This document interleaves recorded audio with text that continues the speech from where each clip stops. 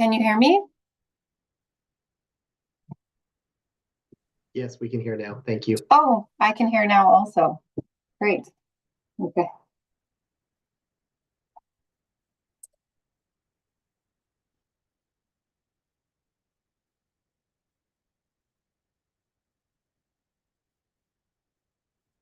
Okay. I'm still having some issues hearing on your end, but I'm just going to go ahead and start until I hear otherwise. So thank you, Mayor Wells and councillors, for the invitation to provide you with an update on our work to partner on a purpose-built shelter in Courtenay. Really pleased to confirm that the sale has closed and the ownership transfer is now showing on title as pending. I just pulled the information from Land Title again just prior to this meeting, and it does confirm that the transfer is in progress. So our next steps include a team kickoff meeting with our design and development team, and that's going to happen in Courtenay in person next week. City staff have been invited to join us to walk the site as well with the design team and other partners. So following that design kickoff, we'll work towards a rezoning intake with the city staff. And ideally during this time will also be, oh, sorry. Okay, thank you. I'll hold.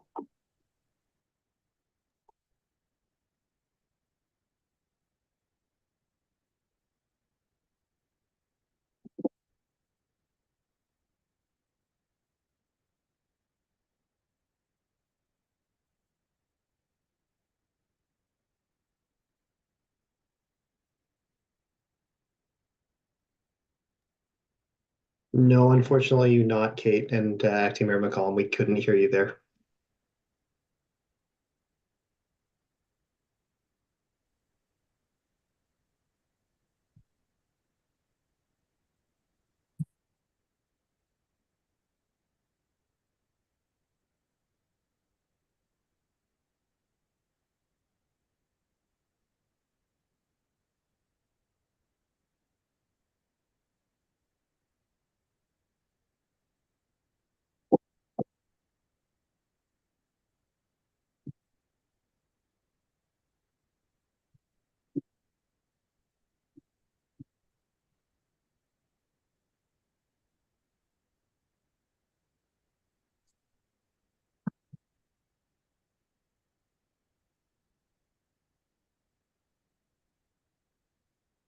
Test, can you hear us? Yes, I heard you that time, Kate. Okay, and we can hear you. So everyone, can you nod if you can hear us on Zoom land, please? Okay, we have a winner. Sorry about that, everyone. Nodding, but my camera's off. That's okay, Sarah nodded. Thanks, Sarah. Please start at the beginning, and sorry for the technical issues. That's okay. I'm just happy it wasn't just me. Hi, Mayor Wells and councillors. I guess acting mayor, actually. I can't see Mayor Wells. Thank you for the invitation to provide you with an update on our work on the purpose-built shelter for Courtenay. Really pleased to confirm that the sale has closed and the ownership of the Braidwood property has now transferred to BC Housing. Next steps include a team kickoff meeting, and this will be in person in Courtenay next week. So we'll be meeting with the design and development team to start working on the schematic design of both the buildings on the property as well as walking the site with Comox Nation. And we've also invited Marianne and a few others from the city to join us on that walk. So following schematic design, we'll be working towards our rezoning intake with the city staff, and we are really hoping to target that within the next 2 months. So again, just really happy to relay that information. I don't have a lot of other information about the project. At this early stage, we're exploring both modular as well as stick-built forms of construction for the buildings to ensure we consider expedited forms of construction, as we understand and appreciate there's there's a desire to expedite the delivery of both of these projects in Courtenay. So I'm happy to answer any additional questions to the best of my ability. So I'll just turn it over to you.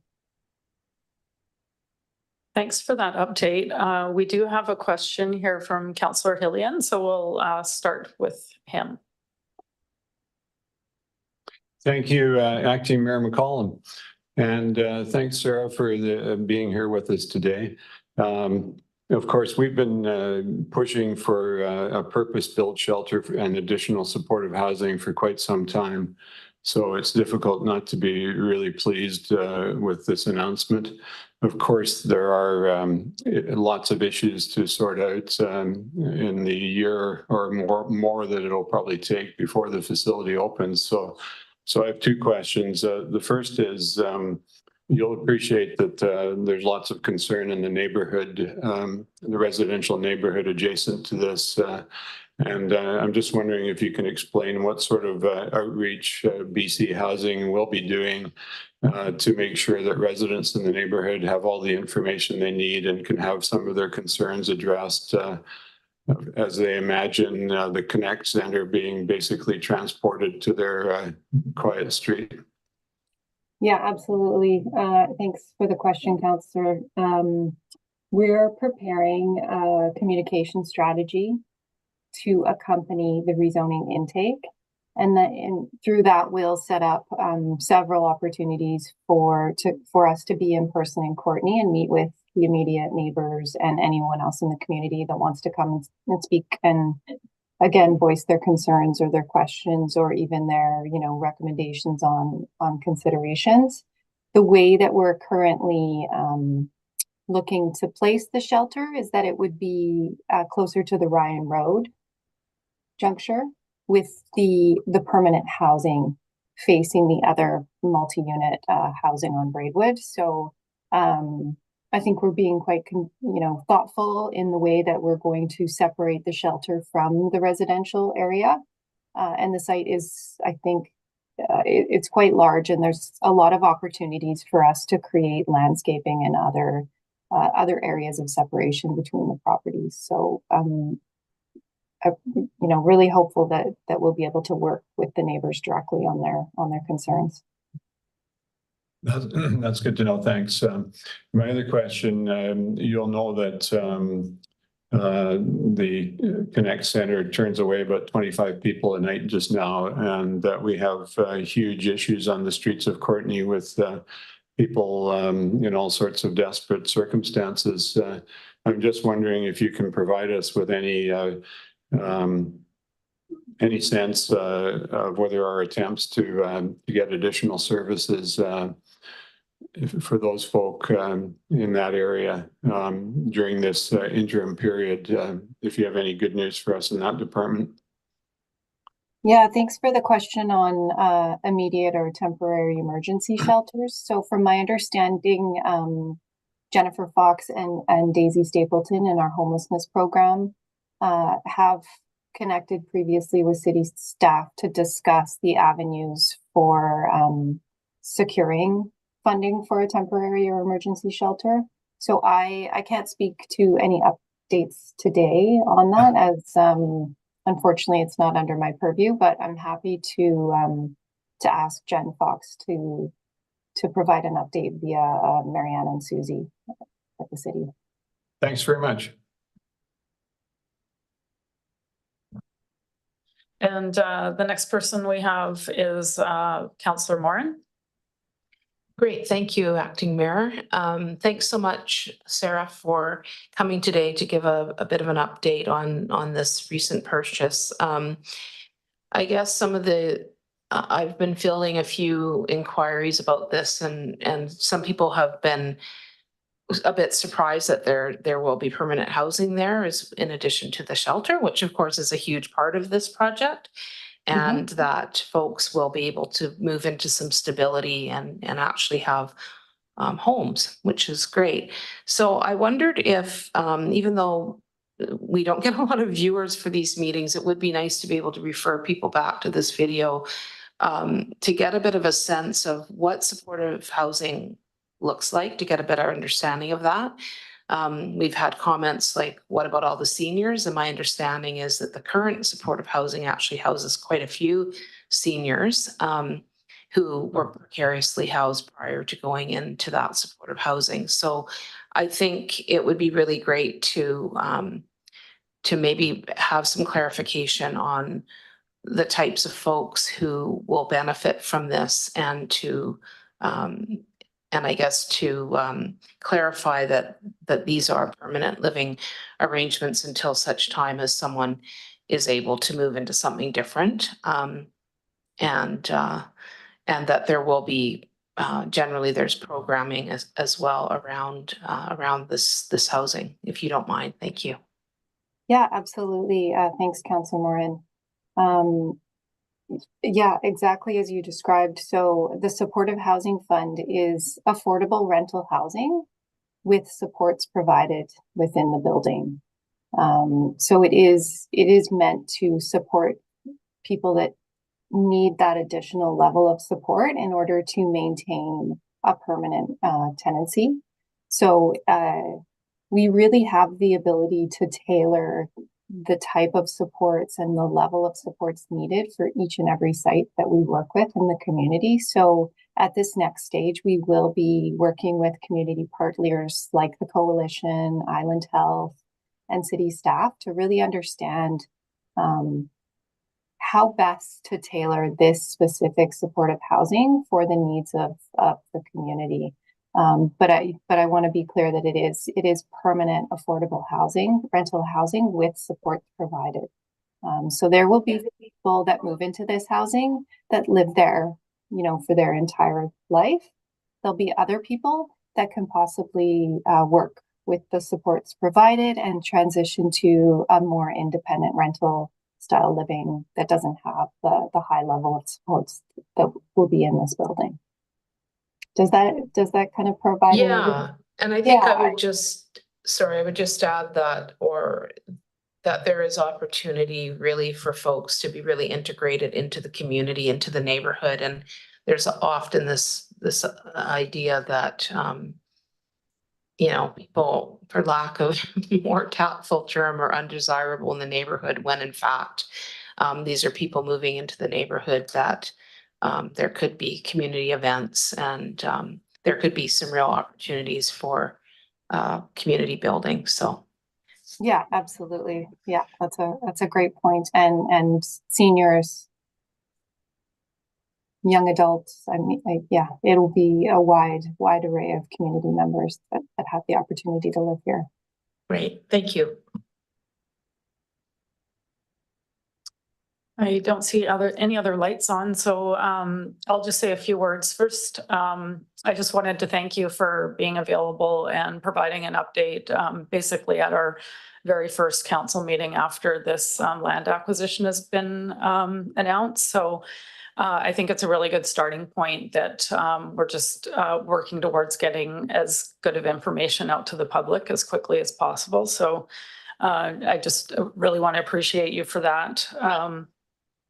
And then in that vein, I think it's also worth highlighting that, this is a big change that's coming in that area. And I believe that the surrounding neighbors are keen to engage and have input into this process as early as possible. So I would just really underscore that the sooner that there is, a formalized way for that to happen, the better.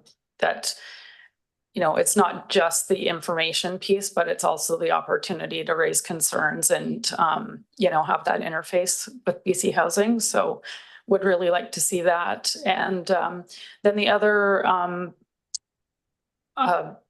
engagement opportunity that hopefully we can see sooner than later is just information through the BC Housing website. I know that the information that was provided when the Super 8 motel was acquired was really helpful to the public. So the sooner that we can get that available and be able to point the public to a resource online, the better. Yeah, absolutely. Thank you. We are working to add this project specifically to the Supportive Housing Fund website on our site. And any concerns, please feel free to direct them to communityrelations@bchousing.org, and we try to answer those questions within 24 hours if we're able to. So. Oh, that's great. That's an excellent turnaround time. I do have another light on. Councillor Frisch would like to ask a question, so I'll just turn it over to him. Yeah, thanks, Acting Mayor. And actually, I just wanted to follow up on your comments. I'm sure it's been said, but I just want to say congratulations to BC Housing and the rest of council and our staff, because I think this really is a huge positive move for our community. And I also want to make sure that the spin of great news is also here as we navigate what is sometimes challenging, but also with a very hopeful and excited temperament as well. Thank you. Thanks for those comments. And I don't see any other lights on, so I think we've wrapped up this discussion for today, but I imagine we have many more in our future. So thanks again for joining us today, and we'll speak again soon. Thank you. Thanks.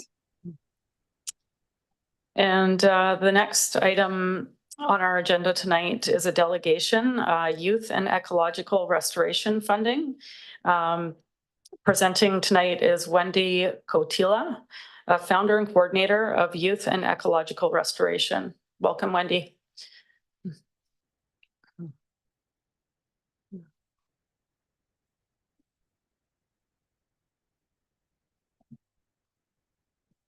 Thank you. Let's see, I just wanted to give you a bit of a history of the program. It was initiated by myself, as Acting Mayor said, in 2004. So it'll be 20 years old on July 1st. So that's a big milestone for the program, because you never know in the beginning how long they're going to last. And here we are. And the main funders are BC Ministry of Children and Family Development, and Comox Valley School District 71 has been funding it for 3 years now. And we have had 469 youth participants in phase 1, and they work one-on-one with the youth support worker, and Graham Hillier is the youth support worker, and he's been with the program for 8 years now, started out as a volunteer, and has been working directly with the youth for 4 years. It's a 20-hour program for vulnerable youth based in the Comox Valley. There's been 11 referral groups, 31 local environmental groups that the youth have worked with, and 132 presentation places, because they all do a presentation. And phase 2 was started in 2008. There's been 27 projects, 20 were funded by Comox Valley Regional District and other local groups, Millard Piercy Watershed Stewards, Project Watershed. They work with 2 youth and youth support worker and a registered professional biologist. The format is 5 consecutive days, 3 field work days, and 1 to prepare for a tour, and then the youth co-facilitate a public tour, and that's done at the study site. And so the project that I'm asking for funding for from the city of Courtenay is for Millard Nature Park. And just a bit of history, Millard Nature Park was initiated by Ruth Masters in about 2001, the year that Walmart was formed. She was organizing all of us to go and rescue plants on the area. I have 4 Walmart sword ferns in my yard, and I'm sure many other people do in the community. It was pretty awesome. So in phase 1, we've done work in the park. We've done salmon enhancement work, invasive species removal, planting, and garbage cleanup. You were all sent a letter of support from Millard Piercy Watershed Stewards, who are supporting this project. And phase 1, we're teaching youth about ecology, old growth attributes, and nature calming. Sometimes there's a cool spruce tree that leans over the creek, if any of you know it. And sometimes I have brought the youth there just to sit there and talk, you know. So we did a site visit on January the 29th with Mike Cairns from City Parks Manager. I was there, Graham was there, and the registered professional biologist that we have lined up for this project is Tanis Gower, so she was there as well. And what we are planning is to do some work that will aid the Parks Department in management and planning. With Mike, we decided that documenting trails and mapping invasive species and doing 2 ecological plots, which would most benefit the city park. And the dates that we have lined up are July 29th to August 2nd. We'll be doing baseline forest health information and teaching the young people about ecology and scientific research techniques. And the partner funding that we're seeking will be required to hire the biologist, and she will guide the project. So we're making sure we're doing it in correct scientific ways, and she'll also write a report. So requesting $4,200. Did you? And we'll also be writing a press release for the tour and posting it on Facebook. At City Court, you must have a Facebook page, and we can post it on there to bring the public out to learn more about the park. It's a great park. Is there any questions? Thanks for the presentation and the work that you're doing. I'm just looking around to see if anyone has any questions, and Councillor Hillian.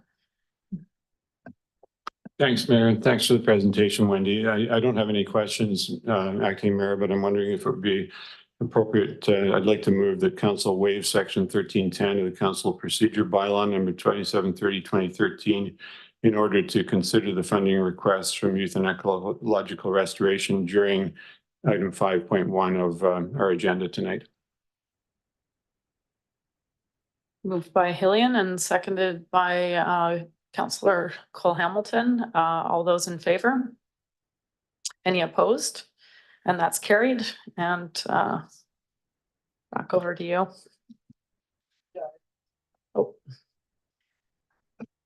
Thank you, Acting Mayor. I'd like to move subsequently that Council provide $4,200 in support of the Youth and Ecological Restoration proposal to conduct a Phase 2 project in Marlard Nature Park under the guidance of registered professional biologist Tanis Gower, with the funds allocated from the council discretionary section of the gaming budget.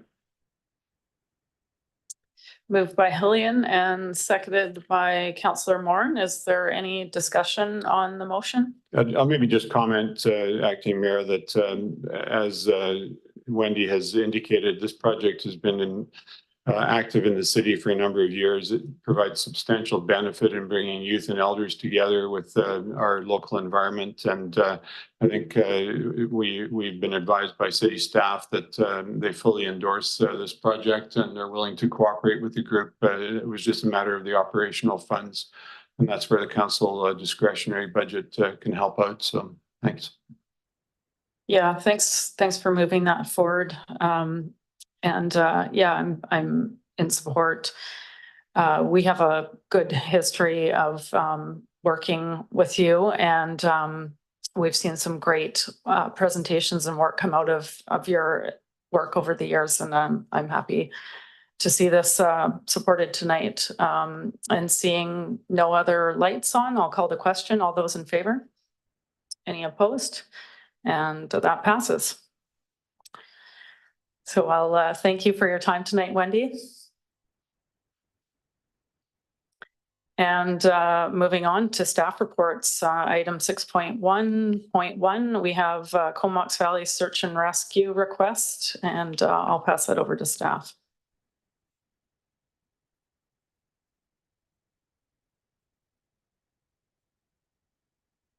Thank you, Acting Mayor. Through to council. In front of you is a staff report that we prepared with respect to council's direction with respect to the Comox Valley Search and Rescue. We have two options, or sorry, we have a few options in front of you. We've done background research. We had an ask regarding the designation of first responders.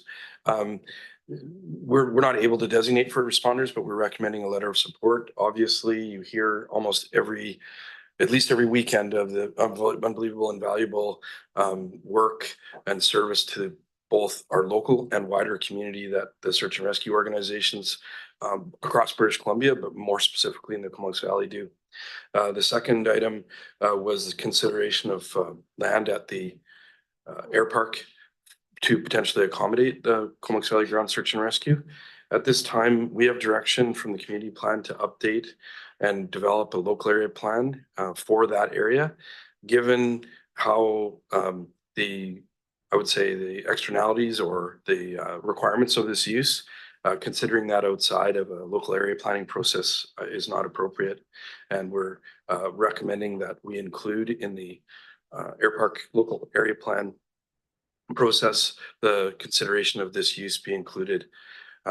For council's reference, I did reach out to Ms. Bronwyn Beadle, who was participated in both of our staff meetings, to give them a heads up on this.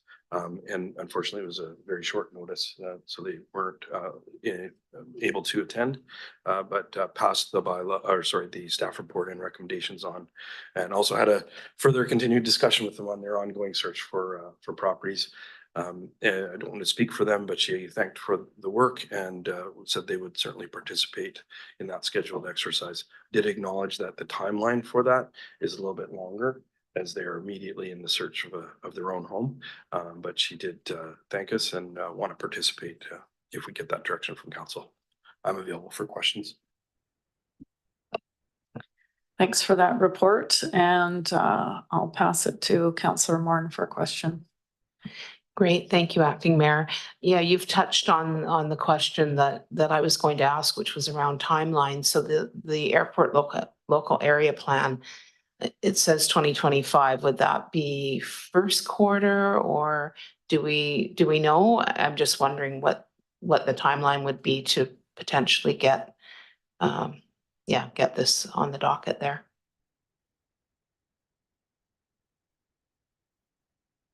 Thank you. Through the Acting Mayor to Councillor Morin. It's likely to be later in the 2025 calendar. We still have a significant amount of work, but I would say, in talking to Comox Valley Ground Search and Rescue, they're happy to participate in that time. Okay, thank you.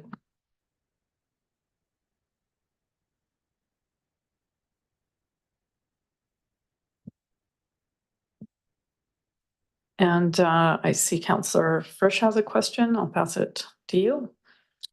My apologies. I was actually thinking of making a comment and moving the motion. Is this too early? I'll look around the room.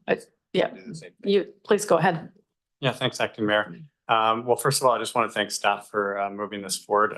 Obviously, looking for some great ideas to make this happen. And with that, I'll move option 1, that council directs staff to send correspondence to Federal Ministry of Public Safety supporting the designation of search and rescue organizations as first responders, and advise Comox Valley Ground Search and Rescue that their request for land be referred to the airport local area plan scheduled for 2025. Second.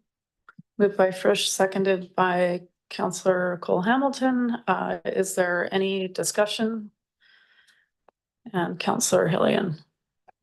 Thanks, Acting Mayor. I just want to clarify, should that be the air park local area plan, or is it? Yeah. Yeah. Okay, so yeah, that's the only point. Thanks. Thanks for pointing out that correction. Yes, absolutely, the air park. And seeing no other lights on, I'll call the question. All those in favor? Any opposed? And that passes. Moving on to item 6.2.1, the City Hall Heritage Clock Project update. I will pass this over to our staff member, Marion Wade. Sorry. Thank you, Acting Mayor McCollum and Council. Before you today is the updated City Hall Heritage Clock project. Staff has evaluated 3 locations and they've used the metrics outlined in the report to make a recommendation for Council's consideration. The staff is recommending location number 2, which is the standalone sign at where the old flagpoles were. And also, in order to do this project, there is a requirement to move some money from the gaming reserve to the budget for the City Hall clocks. And so we are making that recommendation to Council, and I'm happy to answer any questions that you may have. Thanks for that report. I'm looking around the room for questions. It's got their light on first. I believe it was Councillor Hillian.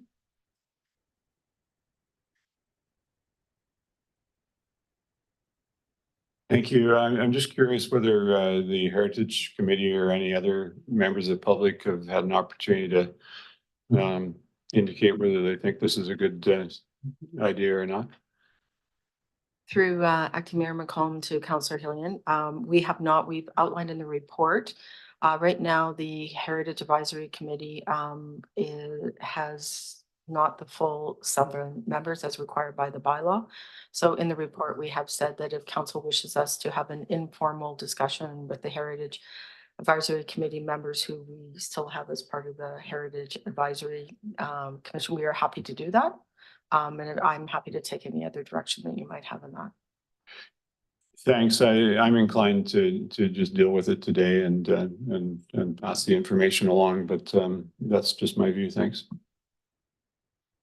Thanks for that. And Councillor Cole Hamilton.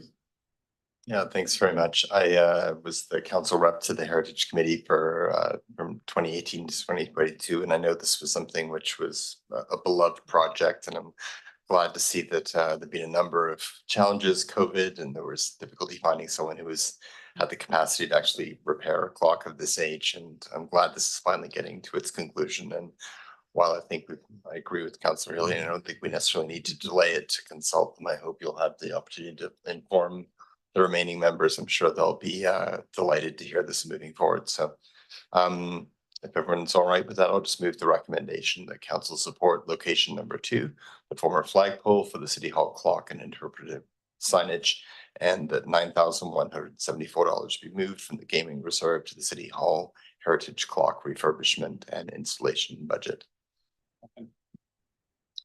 Moved by Cole Hamilton, seconded by Frisch. Is there any discussion on the motion? Seeing none, I'll call the question. All those in favor?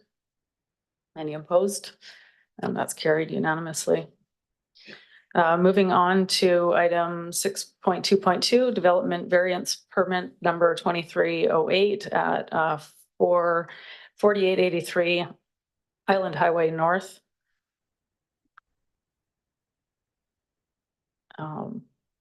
Pass this back to staff.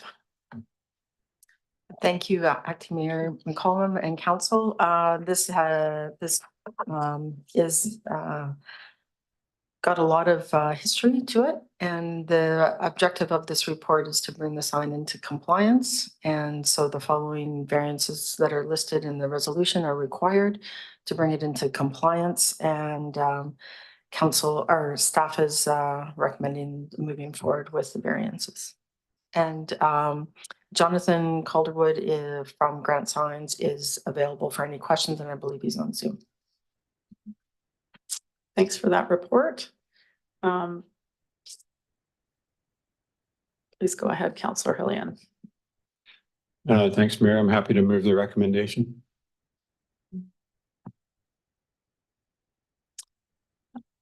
Moved by Hillian, seconded by Councillor Frisch. Is there any discussion on the motion?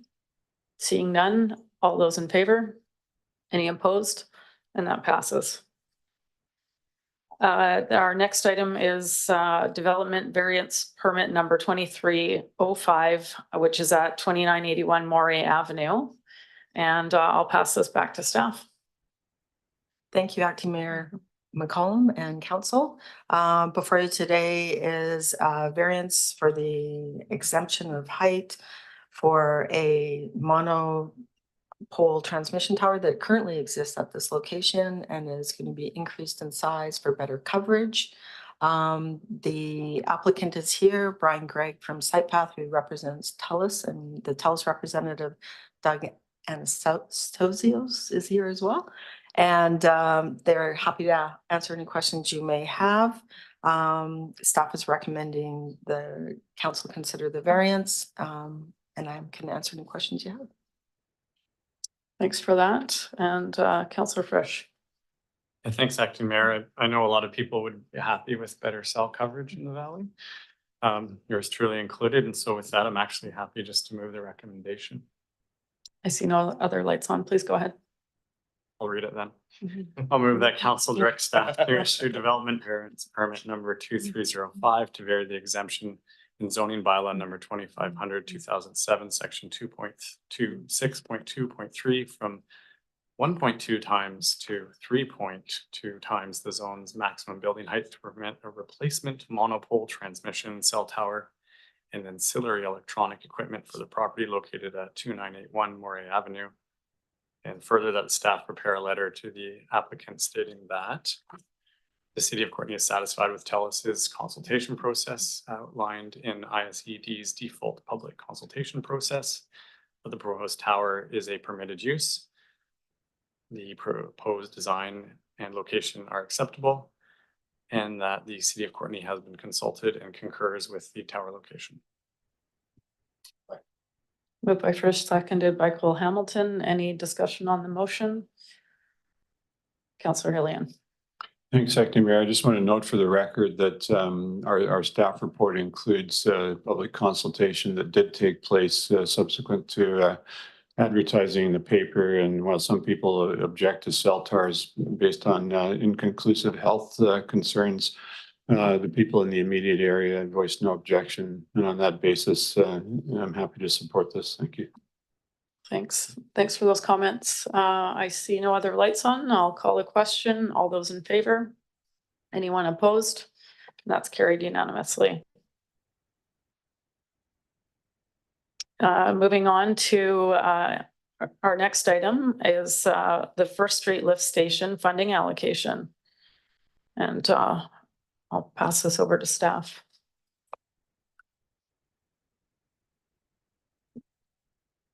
Thank you, Acting Mayor. Purpose of this report is to request additional funds to fund the construction and provide contingency for the First Street Lift Station capital project. So yeah, we're happy to take any questions you might have on the report.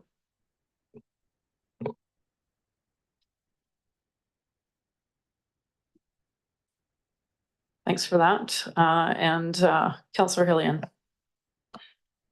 Thanks, Mayor, and to staff. I think we all understand this is a vital project to upgrade our infrastructure, and so I'll move the recommendation that council direct staff to allocate $487,779 from the sewer asset management reserve to the First Street Lift Station capital project.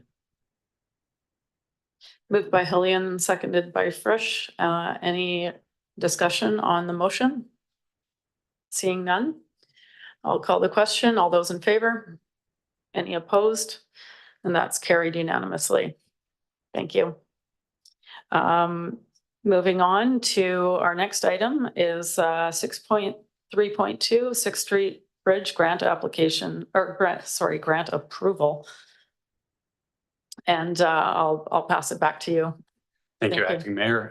So the report you have in front of you today is to request approval to sign the grant we've received from Infrastructure Canada and provide some additional information and request a decision on the funding sources for the unfunded portion of the project.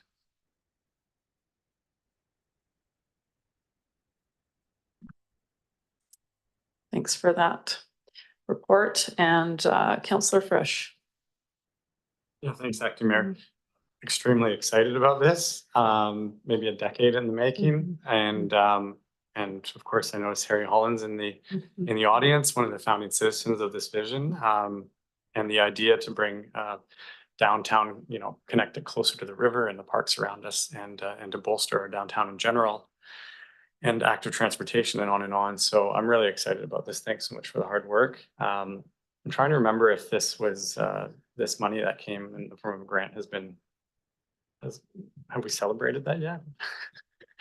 We're celebrating it now. Right now, this Yeah. is it. This is the way we celebrate. No drinks or snacks, but we'll have to do without. Can I move the recommendations? Yes. And would you look? Yes, we'll do them one at a time. Okay. Well, I'll move that council direct staff to sign the Infrastructure Canada's Active Transportation Fund Grant and proceed with the project. Second. Moved by Frisch, seconded by Moran. Any discussion on the recommendation?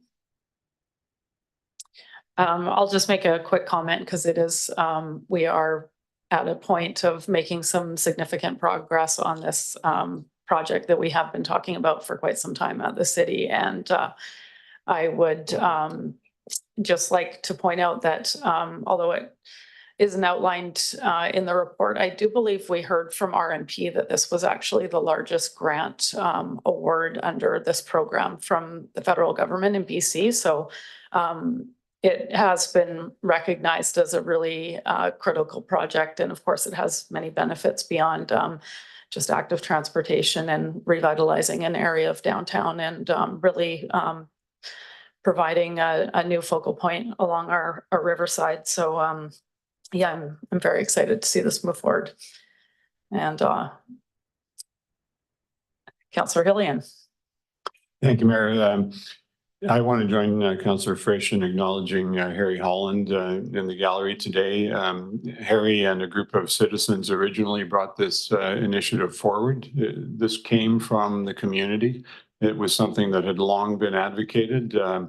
It's been approved by 3 different councils over that 10 or 12-year period.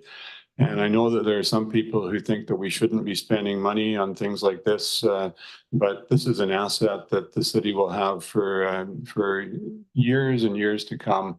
And so many people will gain pleasure from being able to cross that bridge on foot or with their family or riding their bike. That I think it's an asset that we can all be proud of, and I think it's worth the expenditure that it will take. And I look forward to Harry Holland and all the other citizens who have endorsed this project being able to join us when we open that bridge in a couple of years. Thank you. Yeah, thanks for those comments. And I see no other lights on, so I'll call the question. All those in favor? Any opposed? And that's carried unanimously. And if someone wants to move to the next recommendation, Councillor Frisch. I'll move that council direct staff to increase the 6th Street Bridge project to $6,886,075 and increase the long-term borrowing authorized to $2.5 million. Second. Moved by Frisch, seconded by Cole Hamilton. Any discussion on the motion? Seeing none, I'll call the question. All those in favor? Any opposed? And that passes unanimously. And on to the next item. Sorry, I meant next recommendation. Go ahead. Thank you. So I'll move the council direct staff to prepare a loan authorization bylaw using the approval-free liability zone granted by the Municipal Liabilities Regulation, Section 7. Moved by Cole Hamilton, seconded by Frisch. Any discussion? Seeing none. Oh, apologies. Please go ahead. Thank you. I'm just wondering if staff could clarify this for the public. We're talking about a significant amount of money being spent and a significant amount being borrowed. I think it's important to clarify the process under which we're doing this. I'm just wondering if staff could comment on the approval-free liability zone that we're talking about here. And over to you, Adam. Good question. Like to hear it. Nice to be here once again. So long-term debt must seek electorate approval for municipality. There are 3 methods to do that. You either do a referendum, an alternative approval process, or if your municipality's debt load is small enough, you have access to this approval-free liability zone granted by the municipal liabilities regulation. We are in that approval-free zone. It doesn't mean we have to do this method. It is one of the methods chosen here. And it's a recommendation because it is a lot. It saves money not having to do a referendum or an AAP, and we can get this project going sooner. Looking forward, the next biggest project we have on the books is the Eastside Fire Hall, and that loan will put us over the Ascent 3. So this is one of the last abilities to use this expedited process. Thanks very much. Yeah, thanks for that recommendation. And I'm fairly comfortable with proceeding with this method of borrowing, given that we've had this project in our financial plan for a number of years, that this has been how the project has been planned out. So I think we've had pretty great communication on this project with the public, and that this will come as no surprise that this is moving forward now that this grant has been awarded. So seeing no other lights on, I'll call the question. All those in favor? Any opposed? And that passes unanimously. And moving on to Recreation, Culture and Community Services, item 6.4.1, provision of free menstrual products and gender equity in city operated washrooms. And I will pass it over to staff. Please go ahead, Susie. Thank you. Through the acting mayor to council, you have 3 recommendations in front of you tonight. One is a response to council direction to look at the provision of free menstrual products, and recommendations by staff to proceed with a pilot project at the Link in the Lewis Center. Another recommendation regarding endorsement of the period promise policy agreement, and a third recommendation to seek direction from council for staff to proceed with a larger gender equity in washrooms review. And staff are here. Joanne Bays, our community development coordinator, and myself are here to answer any questions if there are any. Thanks for that. And I'm just looking around the room to see if there's any. And Councillor Hillian, you're back up. Surprise, surprise. Thanks, Mayor. I'm just curious, there was an article in the paper today, and I don't know whether it was attempting to create some controversy, but the focus was on the fact that menstrual products will be provided in men's in bathrooms that are indicated as serving men. And I just wondered if staff could clarify what that situation is. Is it on? Okay.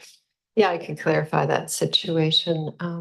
We reviewed 11 bathrooms, and menstrual products were only available in 3 in the newer end of the Lewis Center. All of the other bathrooms, male, gender neutral, the ones at the Link Community Center had no products at all.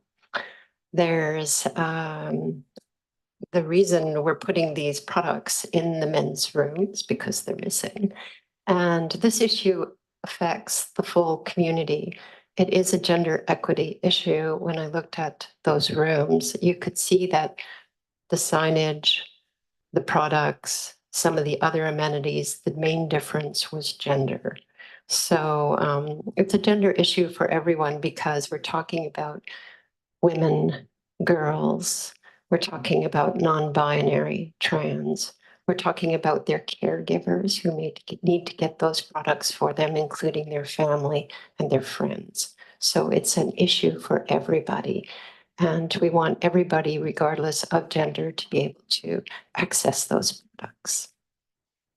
Thanks for that clarification. And the Link and the Lewis Center mentioned here, but it looks like the intent is to review other city-operated washrooms, such as at the Philberg and other places like that.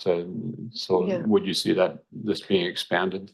Yes. So we did this initial pilot. We're looking at a pilot. Let's put it in here. Let's track what happens. Let's see what the response is. Let's talk with community and our staff about and provide signage about what we're doing and why. And then when I did this review, as I said, I noticed there were more than just the dispensers that was a problem. There was the baby change tables, primarily in the female. The needle disposal units were interestingly most in the male, and down in the shower end of the Lewis Center. And the signage on the doors was inconsistent. Sometimes it would say certain amenities were in the bathroom and they weren't there. And sometimes it would say they were there and then they weren't the other way. Sometimes there was no signage at all. And in terms of gender inclusivity, there are general standards that we could look at to make it more inclusive, which is basically removing the icons that, show gender identity, the dressed woman and the pants on the man. You could include language, but again, we would talk to people, but we would talk to community before we made any changes like that. The larger, this isn't a very expensive endeavor. It's something we can absorb in the RCC budget right now, but we need to have a look at it in all of our facilities. If we want to sign on to that period promise campaign, the intent is that you're making a commitment to ensure equitable access in our public facilities. And you can do that incrementally. But that's sort of the thing you're signing on to. Thanks very much. I think this is an important initiative to ensure gender equity and that all of our citizens are well served. And I know that it was maybe a year ago that North Island College student rep came to us asking for this. And so we're following up on that, as well as what is in fact a trend throughout the province and the country. So I really appreciate staff's work on this. Thank you. I did want to just also thank, we've got Mary Catherine Williams here from the United Way, which was the primary agency that's been spearheading the period product campaign. So I appreciate her support. Thank you. Thanks for that. And we have Councillor Frisch.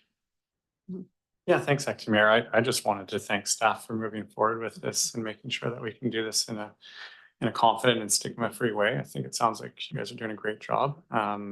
Also a little bit surprised that there's anything even close to a debate on this subject. I mean, there's toilet paper in every washroom. No one questions whether it should be there or not. So with that, I'm going to move that the City of Courtenay proceed with making menstrual products free in the 11 identified bathrooms at the Lewis Center and Linkus Center. Second. Moved by Frisch, seconded by Cole Hamilton. Any comments on the recommendation? Seeing none, I'll call the question. All those in favor? Any opposed? And that's carried unanimously. Councillor Cole Hamilton. Oh. Thanks, Mayor. Just wanted to move the second recommendation that the City of Courtenay join the United Way Period Promise campaign by signing the Period Promise Policy Agreement, making public their commitment to provide their staff, clients, and/or community diverse types of free menstrual products in a stigma-free way. Second. Moved by Cole Hamilton, seconded by Councillor Hillian. Any comments? Seeing none, all those in favor? Any opposed? And that passes unanimously. Councillor Hillian. Thanks, Mayor. I'll move that council direct staff to proceed with a review of city-operated staff and public washrooms with a gender equity and inclusion lens that would include the following: inventory of current amenities available in city-operated washrooms, including menstrual product dispensers, disposal units, baby change tables, and needle disposal boxes, washroom signage review, and reporting back to council with recommendations to improve gender equity in city-operated washrooms, including associated impacts and costs in time for the 2025 financial plan. Moved by Hillian, seconded by Cole Hamilton. Any discussion on the recommendation? I do have a question for staff on this. I think it's excellent that we've identified some other gender equity gaps that came out of receiving the delegation and moving forward with the request. What I'm wondering is, whether or not there has been some gaps identified that are more easily rectified and can be addressed within our operational budget that don't necessarily need to wait for, this kind of more fulsome review. I'm thinking specifically maybe around things like baby change tables is the one that came to mind. Sorry, turn your mic on. Thanks. Thank you, through the acting mayor to council. Yes and no. I think there are some things that are fairly straightforward. Sometimes adding needle boxes in certain locations it can be fairly straightforward. The same with, adding a baby change table. I think what we're wanting to look at is making sure that if we're going to do it across all washrooms and make sure that gender is not a reason to provide an amenity or not, or sorry, the label of the room isn't a reason to provide an amenity or not, that we're doing that in a consistent way. And that for some things that unfortunately can be controversial, making sure our staff are supported to respond to questions and comments from the public. So that if the staff at the front desk of the Lewis Center have questions about or are being asked questions about why there's menstrual products in the men's washroom, that they are fully supported to be able to answer those questions from all perspectives, and that they're well trained to make sure that their responses are in line with the Human Rights Code, but also to provide a supportive environment. We know that just changing the signage and amenities, while it can provide a more inclusive environment, it's the interactions with staff and with other members of the public that really set the tone. So there's little things that we can do, but things like signage, for instance, should be done across the board. And we should make sure that staff are well informed and supported to be able to respond to the community when those changes happen. Yeah, thanks for that answer. Yeah, the interface for staff is a really important component. So thanks for highlighting that. And seeing no other lights on, I'll call the question. All those in favor?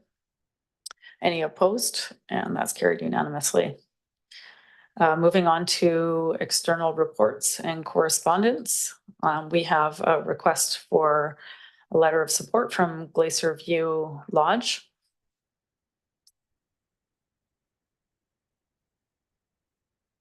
Councillor Morin.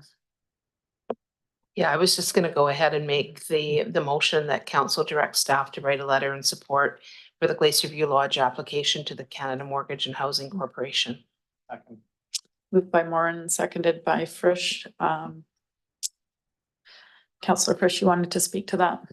Well, just quickly, I think we're well aware that the Glacier View Lodge has been moving to get more housing for seniors as well as the rest of the community. I'm going to assume that's exactly what they're going for, because I don't think it was necessarily in the report. And I see staff's light on if they have any insight into what we're supporting them more explicitly. Thank you. Through the acting mayor to Councillor Frisch. Staff have been working and been in close consultation with the leadership at Glacier View Lodge, as has been, I think the mayor's had a series of meetings. Ms. Wade has met with them specifically about their proposal. Through the whole range of work would we be doing in support of affordable housing that has been happening between the community services and the development services department, including as well as my office. This has been identified as a very interesting option to provide a whole range of housing options, given the size and location of that property and the overall objectives of the owner of those properties. So I think it's a fantastic link. And we also know that they've already been in touch with BC Housing as well as CMHC for that as well. Oh, thanks for the insight. That's really great to hear that something big could be happening, and happy to support this. Yeah, it's great to see this moving forward because, we've had various interactions with this initiative over the years, and seeing a request for a letter of support is a great indication that things are moving ahead for them. And, we're of course happy to lend our voices in support of seeing more housing options built in the community. And I see no lights on, so I will call the question. All those in favor? Any opposed? And that passes unanimously. And our next communication is a request for letter of support from L'Arche, Comox Valley, the Anchorage. and Councillor Frisch. Thanks, Acting Mayor. I'll move that council direct staff to write a letter to the Canada Mortgage Housing Affordable Housing Fund in support of L'Arche Comox Valley's current project, the Anchorage. Second. Moved by Frisch, seconded by Cole Hamilton. You didn't want to speak to it, and I see no lights on. All those in favor? Any opposed? And that passes unanimously. And the next item is a request to appear as a delegation to council, Comox Valley for Palestine. And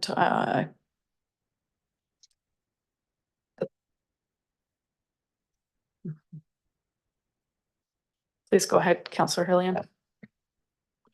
Thanks, Acting Mayor.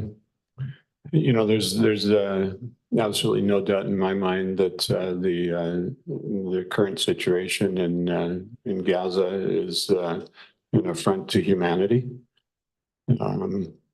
We've seen this going on for 6 months. It's the latest in a conflict that extends back to the 1940s. It has defied the best efforts of many an international mediator and many countries on the international stage. I'm pleased to see the Canadian government taking many of the steps that the writers of this letter are calling for. But I don't see this as a situation that it's in the interests of the city of Courtenay to engage in. We don't have jurisdiction in international issues. We have many situations in the world. We can talk about Yemen, we can talk about the Sudan, where untold horrors are taking place on a daily basis, and we don't pass resolutions or take stands on those. It's not because we don't care. It's because our business is the affairs of the city of Courtenay within the province of BC and the city of Canada. And members of council are free to take positions on these issues as individuals or through other means to attend demonstrations, to write letters, to advocate to their MPs and such. But again, I don't see anything to be gained by having this as business for the city of Courtenay, given the division that it's created in other communities. As such, I'd like to move that council receive the correspondence from the Comox Valley for Palestine for information and take no further action. Moved by Hillian, seconded by Frisch. Are there any other comments or discussion? Seeing none. All those in favor? Any opposed?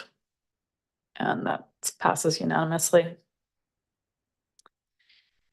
And we're on to internal reports and correspondence, and then we have an update on temporary shelter housing options. I'll pass this back over to Marianne. Thank you, Acting Mayor McCollum and Council. Further to the motion made by Council on May 13th, staff have provided an update on the situation we are in currently with the temporary shelter housing options.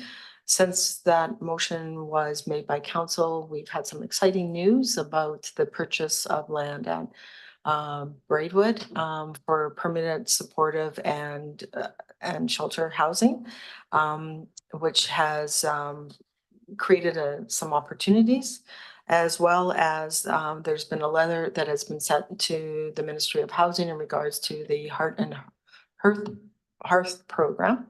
The report outlines looking at the general costs of providing temporary shelter, and it also identifies the requirements needed as far as land or building and partnerships that are all part of various programs.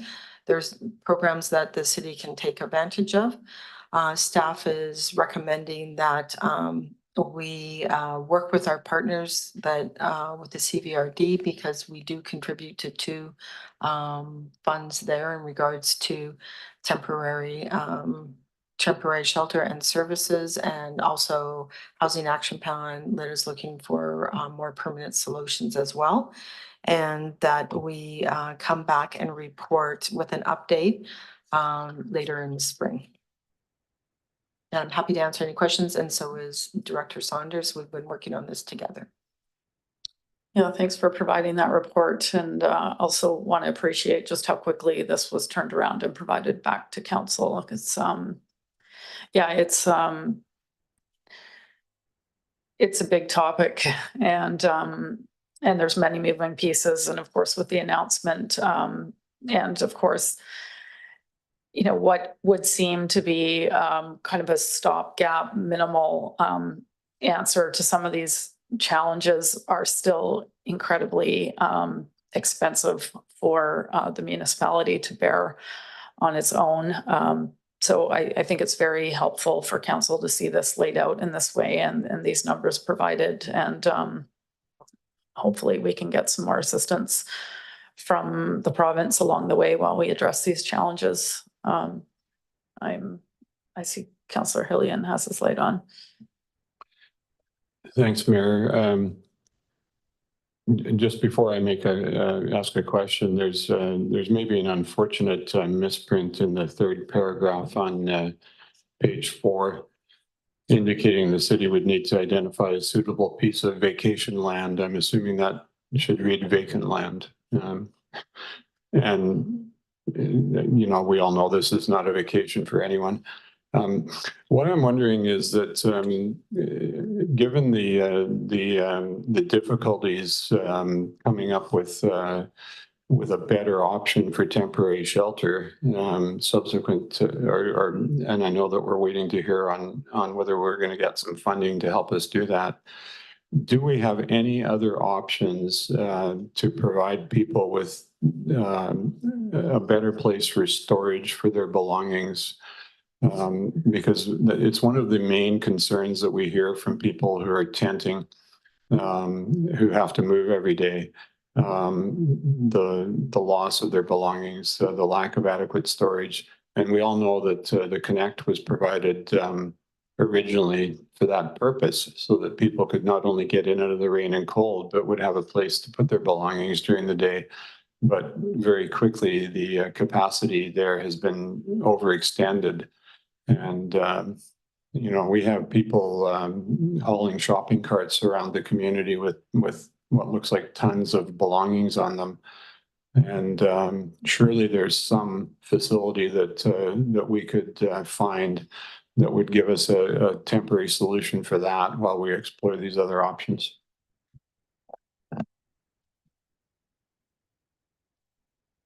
Please go ahead. Thank you. Through the acting mayor to Councillor Hillian, it is something that staff could explore if council were to provide that direction to staff. It would require, you know, considerations could be made for both an indoor and outdoor location. I've seen both. There will be operating costs and operating impacts, whether that's through the city or through a service provider, but there are operating costs to provide these types of services. So it would be up to, or staff would take council's direction if that's something that you would want staff to pursue and report back on. Thanks for that. And Councillor Morin. I guess my question after my comment will be just to flesh out a little bit your response about what your hope is in reaching out to folks around this. I really do. I mean, a big emphasis in the report was around the cost, and as Acting Mayor McCollum said, we should not have to bear the brunt of this ourselves. I'm just very concerned about the escalation of conflict over the next year plus waiting for this. We don't want to underemphasize the amazing good news about that we finally are going to have a purpose-built shelter. But I'm hearing more and more vigilante sentiment. I'm hearing more and more, and not just on social media, through other channels as well, in terms of conflict with people on the street and others. I guess when we look at cost, I think we also need to look at cost beyond financial cost. And I mean, I don't know what the solution is, but I really think that we need to do something like Councillor Hillian says around storage and around people not having to just pick up all the time and move. I don't know, but I guess I'll just ask staff if you could flesh out what your hope is with bringing back the report. What are some of the specifics that you're hoping to bring back to us? Answers or responses? What you're exploring? Through the acting mayor McCollum to Councillor Moore. Really good questions. I think you can see with the detail that staff has covered, this is a complex issue. It requires partnerships. Yeah. We have various components that are set up. We have agreements and funding through the programs and functions of 415, 451 with CBRD. So there's some collaboration that needs to occur there. Hearing back from the ministry about the Heart and Health program will help us. And also working with BC Housing, moving forward with the various projects. I'd like to say I have a quick and easy answer to this, but I don't. But I think we need time to figure out what those partnerships and programs are that are available to us and how we might best work together. One of the key things of program financing and funding is partnerships. They're looking for partnerships with providers as well as various levels of government, and how we use either vacant land or buildings with other nonprofit societies. So it's quite complex. I think we're all really concerned about it and trying to look for solutions and how we move forward as we get to the permanent solution with the Braidwood. So I hope that answers, and I don't know if Director Saunders wants to add anything to that or not. Yeah, thank you. I mean, I think that's all really great work, and I look forward to hearing back about that. I don't know if it. I mean, we've written letters. I don't know. We don't have an opportunity to go to the province directly, perhaps right now. But I just think that things are ramping up rather than ramping down. And while we've received amazing news, we also have a lot of frustration about that news as well. And I just think it's a untenable situation. And but I recognize that we need partnerships. So hopefully we can get some good news back in a bit of time. Thanks. Thanks for those comments. And Councillor Hillian. Thanks, Mayor. My worry is that all of our staff's best efforts will result in us not coming up with any sort of interim solutions. I mean, I'll keep my fingers crossed. I realize we're dependent on funding and from other agencies, and we essentially don't have any control over that.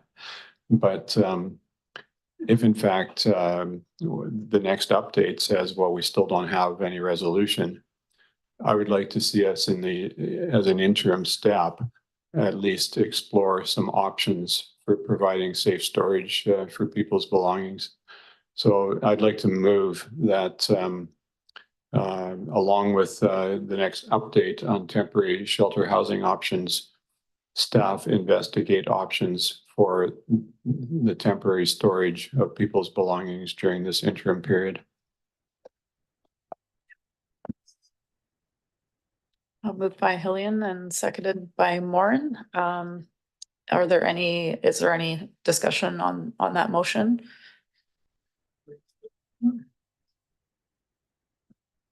Yes, just a moment.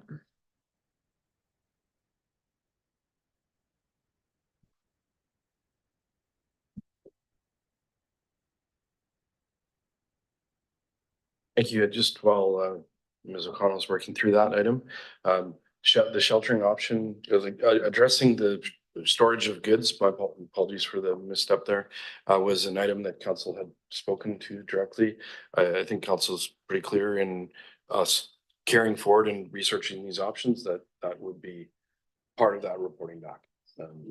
But if you want to add that specificity, council can do that, but we have 3 colleagues around the table that are hearing your the concern. But if you want that documented in the motion, we can make those adjustments. Thanks for that additional information.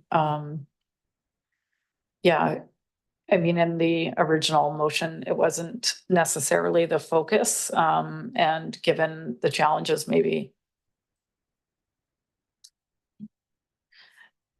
Sorry, I'm just listening to the making sure I'm not missing anything. But yeah, I mean, there's challenges in the cost of addressing the shelter piece in general, and perhaps we can address part of the problem by focusing on one of the challenges that the unhoused are experiencing in our communities. So, Councillor Frisch, you wanted to speak to this? Well, just briefly, thanks for taking that moment to type it up for me. Sometimes it's easier to understand. I know it was pretty straightforward, but it's nice to see on the screen, and I'm happy to support this. And it might put a little extra weight on this when before it might have seen as an ancillary issue, but seeing as we might have challenges doing a lot of other things that we'd love to do, I'd like to see something happen to help out the situation. So thanks for putting that forward, Councillor Hillian. Thanks for those comments. I'm just gonna give a sec and see if anyone else has any thoughts on this, just because it's a new item coming up from the report. But seeing none, I'll call the question. All those in favor? Any opposed? And that's carried unanimously. And where does that leave us? And the next item is a development services memo stats from 2018 to 2023. Did staff want to speak to this item, or put it back to Marianne? Please go ahead. Thank you. Thank you, Acting Mayor McComb. I just wanted to highlight that I think that some of the key things here that have happened is, one, the shift to much more an increase in multifamily residential units, which I think is great. I also wanted to just say that there's been a fair amount of activity in our department in regards to issuing permits and the resulting units. And that one of the things with some of the zoning application decreases is because we moved away from rezonings for secondary suites. So those are sort of my major highlights, and I'm happy to answer any questions that you may have. All in all, is quite a good news story. Yes, agreed. It's great to see these numbers laid out. It's not information that's easily available.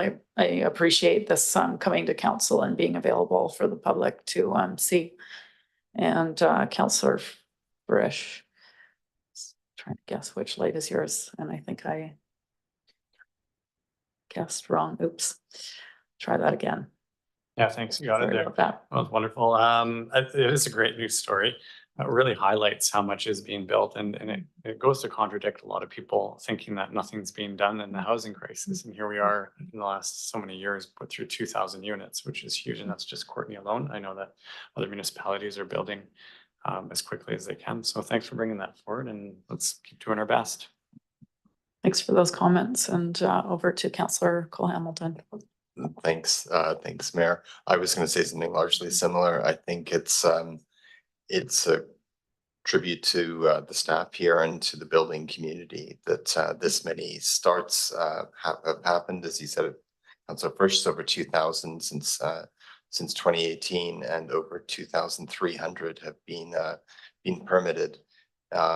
It also speaks to some of the challenges we face as a city. The Federation of Canadian Municipalities recently calculated that it's roughly $107,000 worth of infrastructure for each new front door that you add in the community. And we've been doing our best to make sure that we're keeping the community building and at a rapid pace. Obviously, there's much more to be done, but I think it's worth reflecting back on the things that are working. And this is, it's a tribute to the hard work of our planning department and the builders in this community. So much appreciated. Thanks for those comments. And did our CAO want to make a comment?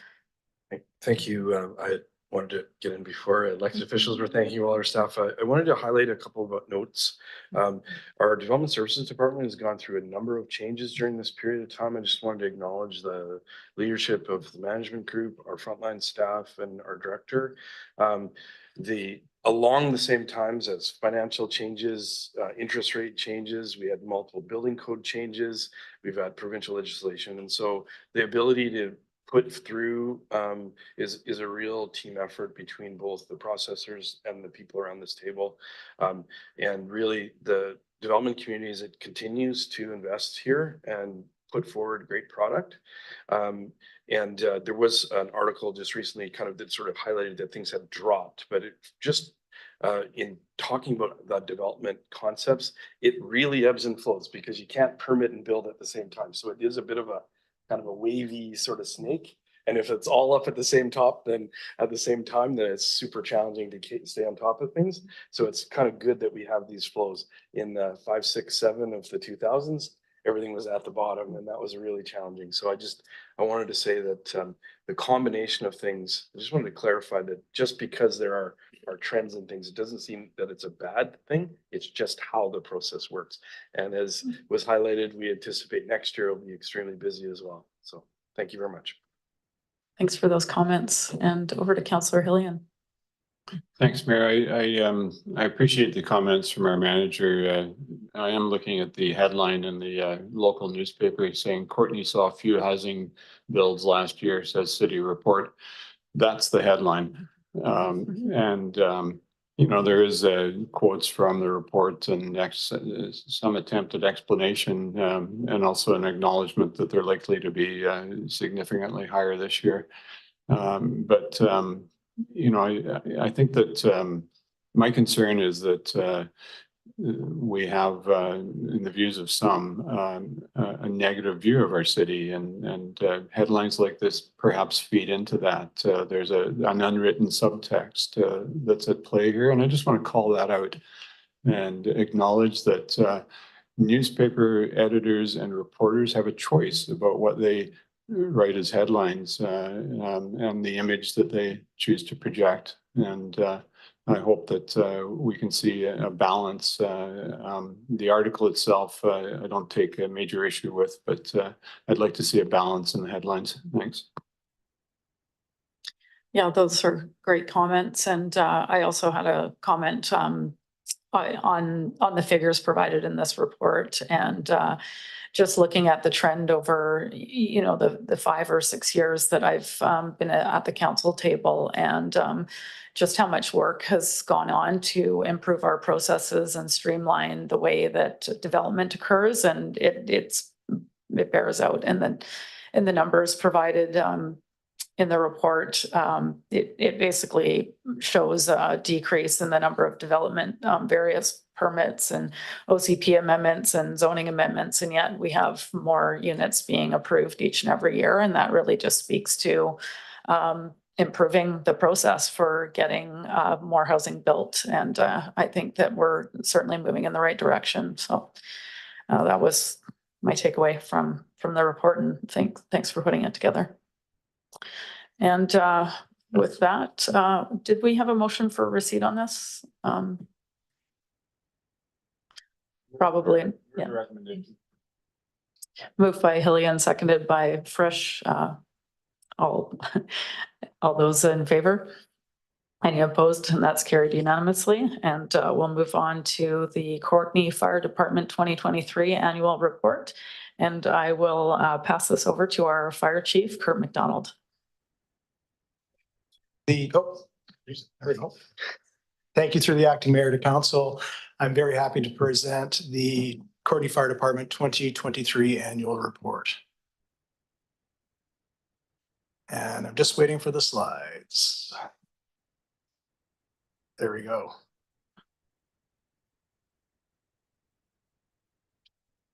Okay. So in 2023, the fire department responded to a record number of calls. We responded to 1,455 incidents. That broke the record that we set last year, which was 1,202. Since 2019, our overall activity has increased 80.5%.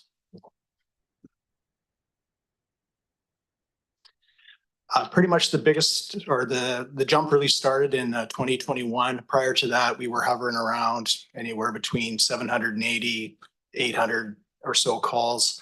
It was probably from about 2015 to 2020. And then the last 3 years have increased significantly. Geez, I'll just go this way. So pretty much we've responded to over 100 calls every month in 2023. We're actually have done that now for 21 months in a row now. Prior to that, we hadn't had a month over 100 calls, and now it seems to be the norm. Our busiest month of the year was July, where we did 139 responses, and our slowest month was February, which is 101, but that's also the shortest month of the year too, so it might have had something to do with it. As far as responses go, you can see that in years prior, the winter months and the kind of early spring, everything was pretty quiet and things would ramp up over the summer. Now we're just busy all the time. It doesn't matter what the weather's like. It doesn't matter what the situations are. We're going out over 100 times a month. Our top 5 responses for categories in 2023 were open burning complaints, fire alarm activations, ambulance assists, motor vehicle incidents, and public service requests. Excuse me. That's pretty much our calls we respond to. So you can see that the open burning, we were close to 400. Then it went to alarms activated, the ambulance assists. In terms of increases, it was the open burning that increased the most, and then second was utility calls were up, and the ambulance assists. On top of our operations, we participated in deployments in the province again. This year was pretty much the worst year on record for the province of BC, with more than 2.84 million hectares of land being burned. We sent 9 of our firefighters. Collectively, they spent 483.5 hours supporting the BC Wildfire Service with fires in the West Kelowna and North Peace regions. When our crews were out there, they extinguished hotspots, scouted for fire activity, removed fuel loads around structures, and they generated over $60,000 in revenue for the city from our assistance in the deployments. On to fire prevention, we conducted 1,669 annual fire inspections in 2023, of which 101 of those were re-inspections. So we would have to go back to the businesses to ensure that some deficiencies were tidied up. We're just about back to pre-COVID levels with our public education. We conducted 91 public education events. Those include things from fire extinguisher demonstrations to fire safety house with the elementary school kids, going into offices and talking about fire safety, things like that. And our crews also refurbished our fire safety house. So the fire safety house is what we take out to the elementary schools to teach the kids how to escape from a house fire. It was originally built back in the mid-80s by a group of volunteer firefighters from mostly from Courtenay, but with some assistance from Cumberland Comox, our mutual aid partners. We hadn't done really anything to it. It was starting to show its age. We had a couple of our volunteers that are really handy with tools and things like that, so they donated their time, and we replaced all the siding on it, replaced the windows. And one of our volunteers went and refinished the wood signs that we have on the side of it. So a lot of work went into it, and it actually looks fantastic. And it'll be out on May 4th at an event by on the exhibition grounds, a bit of a neighborhood emergency preparedness event. That'll be the first time that it's out since it's been renovated there. So looks really good. Very happy with the work that our crews did. Training. So our firefighters spent collectively 3,700 hours training on topics including fire tech and self-rescue techniques, auto extrication, water rescue, high and low angle rescue, and first aid. And our 2022 recruits graduated on November 2nd, 2023. So that class starts in September.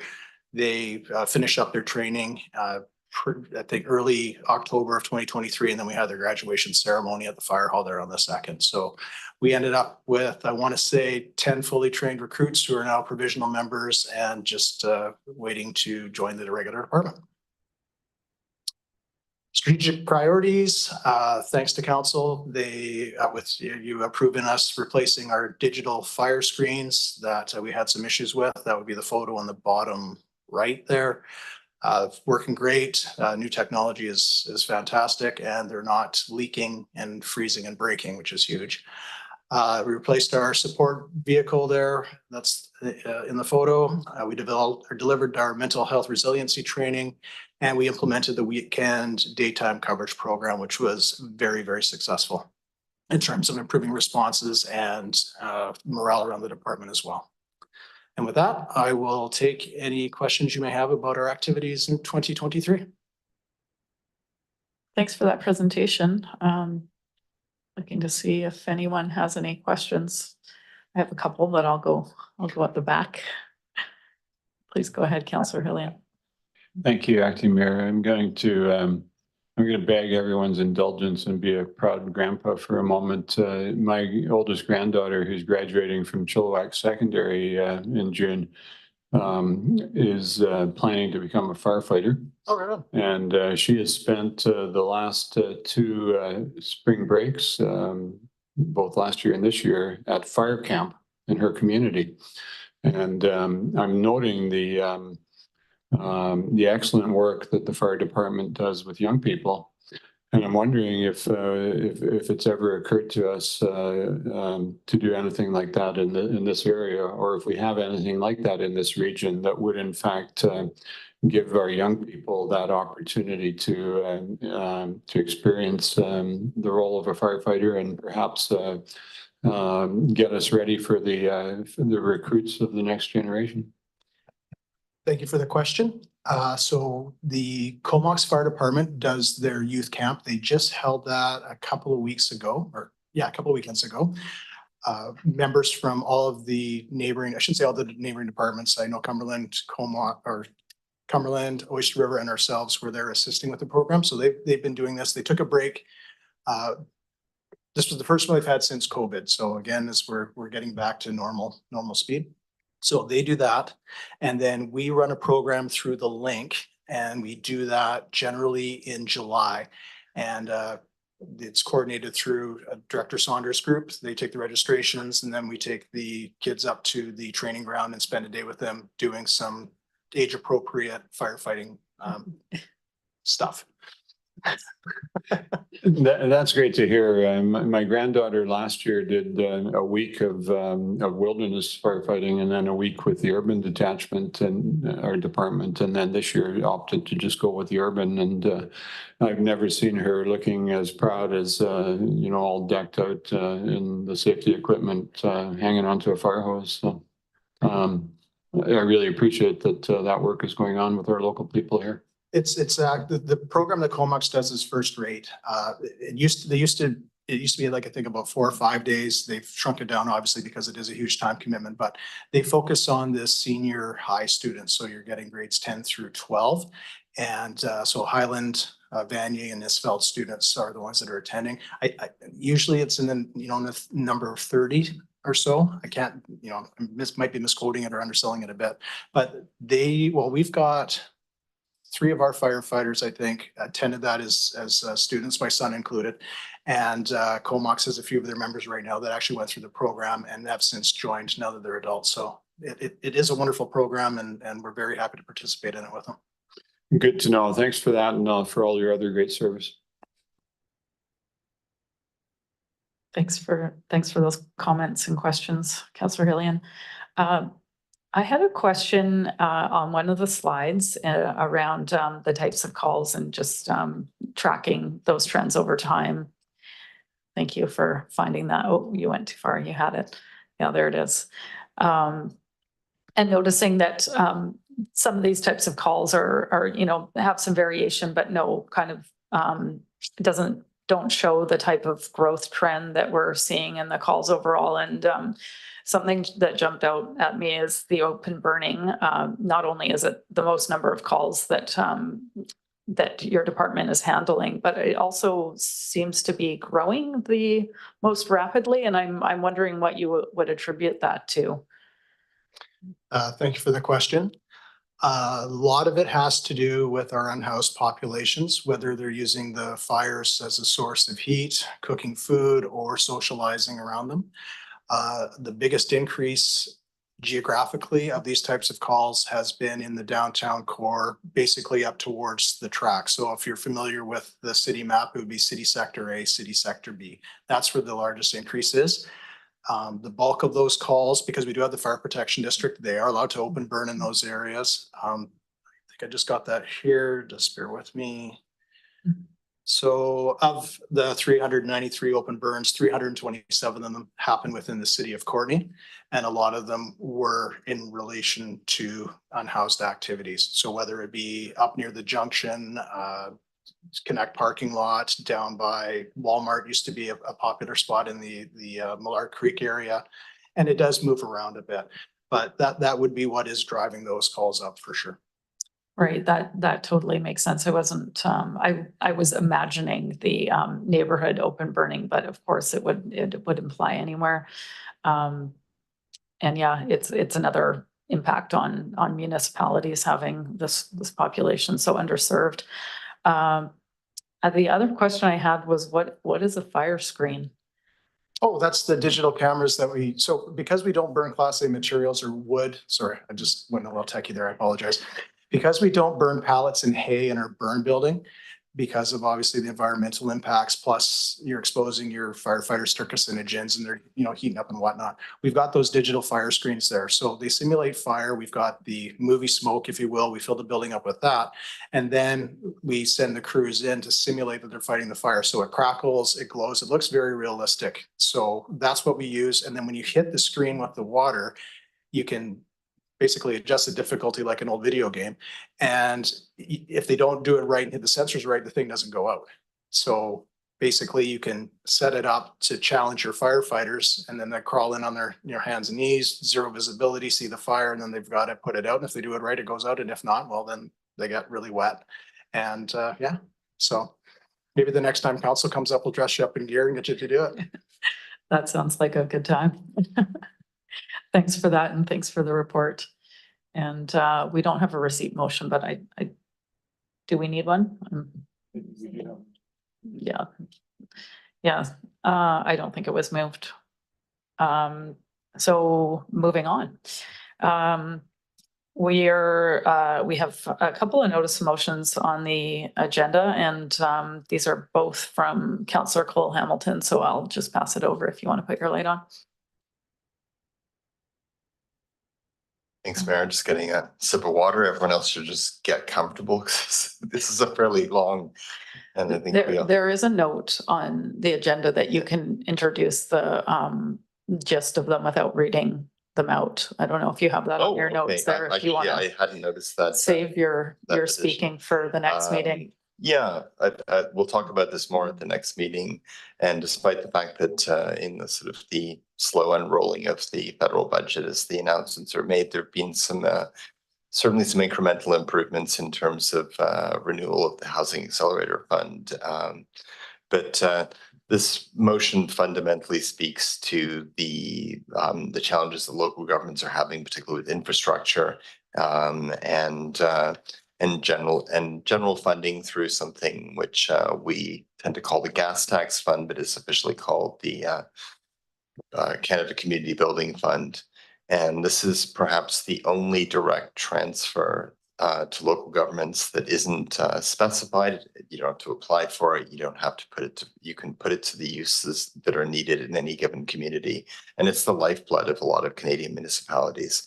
The federal government is contemplating changes to it, and this resolution just simply speaks to the need to continue and ideally increase the Canada Community Building Fund. Anyway, that's my off-the-cuff summary. I can read the page and a half long resolution next meeting when we get to it, but it's the Federation of Canadian Municipalities has asked all local governments to pass a motion like this so that the federal government receives consistent input from local governments speaking of that need. And a similar resolution came to the Regional District Board yesterday and was passed unanimously. So I look forward to having a chance to discuss this at the next meeting. Shall I just move on to the next resolution?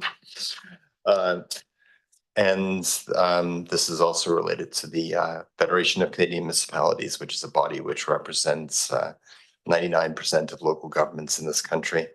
I've been privileged to serve on the board of the of FCM, and in order to run again, it requires a resolution of support from my municipality. Fortunately, since last year, a fund has been unlocked, which covers the travel expenses and accommodation expenses of attending meetings. So this removes a significant burden from the city in supporting me in attending FCM. So I can, again, read the page-long resolution of that at our next meeting. Thanks. Thanks for that and the off-the-cuff summary. We'll look forward to the full thing next meeting. We are at an hour and 45 minutes into the meeting, so I think it's probably a good time for us to have a break. I believe we have some food here. I'm going to suggest that we adjourn for 20 minutes and come back at 6:05. That works for everyone?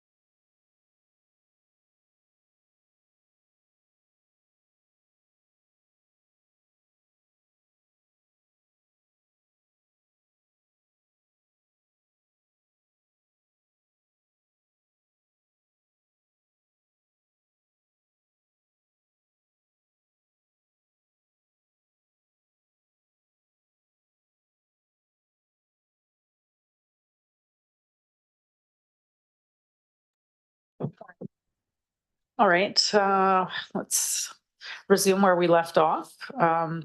We have some new business that we need to attend to tonight, and it's an item that staff can speak to.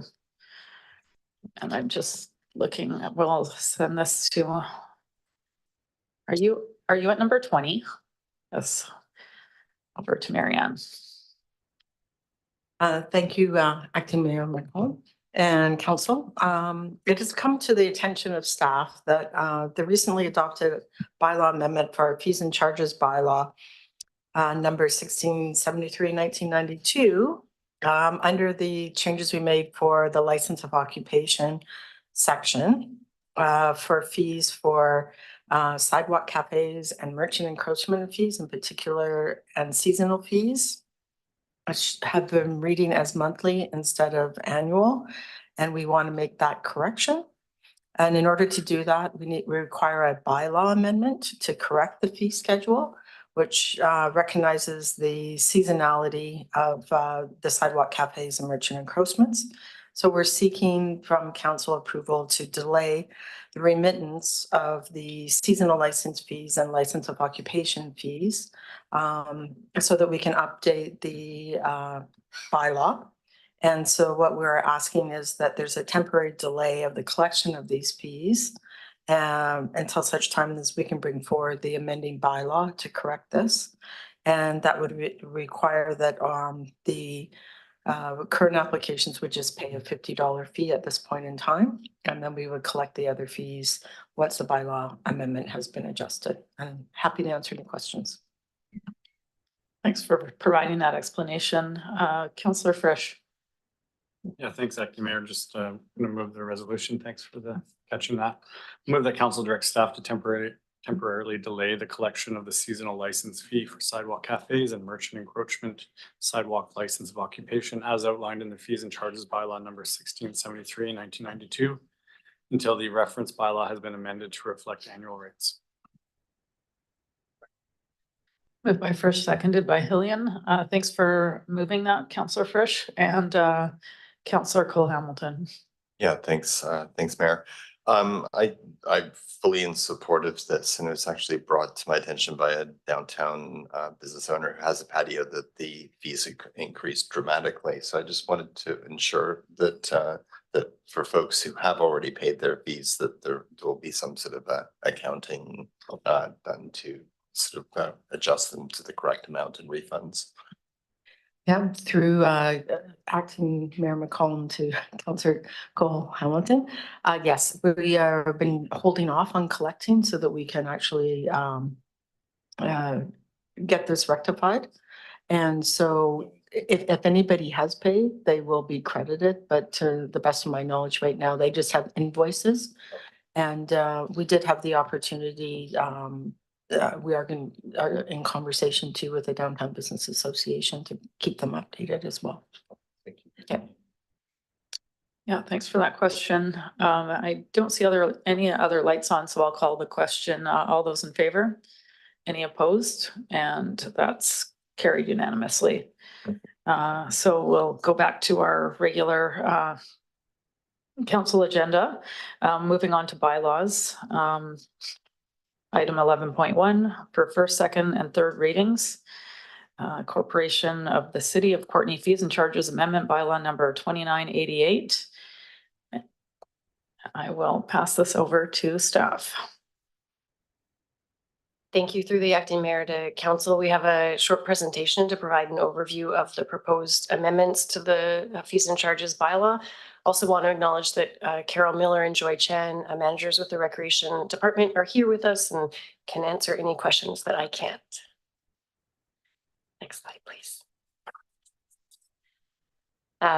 So we're here to present to Council the implementation of the Recreation Fees and Charges Framework, and for Council to consider providing first, second, and third readings to the Fees and Charges Amendment Bylaw number 2988, 2024 for recreation facility rental and user fees to increase indoor recreation facility rental fees effective September 1st, 2024.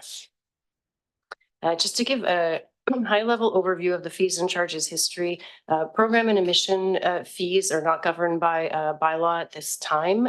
Council received information on adjustments to program admissions in December, with most of those changes to fees occurring already and admission fees increases taking place on April 1st of this year.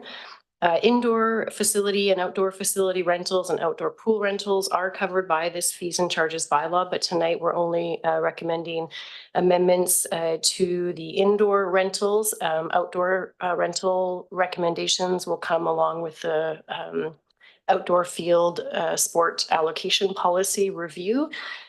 And just want to note that we have not increased our fees since January 1st, 2019. And at that time, that was a 2% increase.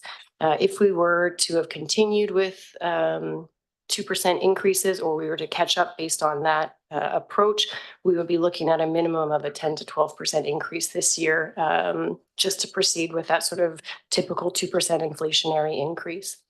And as described, the proposed amendments would take effect September 1st. And this aligns with when the majority of our annual facility rentals occur. So the timing would support our sort of typical processes, as well as give user groups sufficient notice to make changes and amendments to their annual operating budgets. A bit of a background on the Recreation, Culture and Community Services operating budget. Fees and charges play a significant role in the financial performance of the department. Recreation services are a public good and therefore are funded through taxes, but due to demand for specialized facilities and activities, which individuals are willing to pay for in addition to their taxes, our department strives to find the appropriate balance between user-paid fees and tax subsidization of programs and services. So with expenses of $6.3 million in 2023, the department collects over $2 million annually in fees. And the rental revenue associated with our rental business accounts for about 10% of our revenue in total. And so the revenue that we do receive from program and rental fees and admission charges reduce the tax-funded subsidization of the department to just over $4 million. And without increasing our user fees to address the rising costs, the city would either need to consider increasing the tax-funded contribution to the department or reducing services to be able to maintain the net current cost of providing rec, culture, and community services.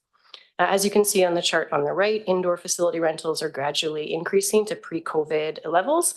Just to note that the 2019 numbers are from a different software system, so we do have some data sort of inconsistencies there, but in general, we're seeing an increase, which we want to see as we sort of recover from our COVID years. We're processing currently over 1,700 permits annually for a total of 15,000 hours of rental use in a year.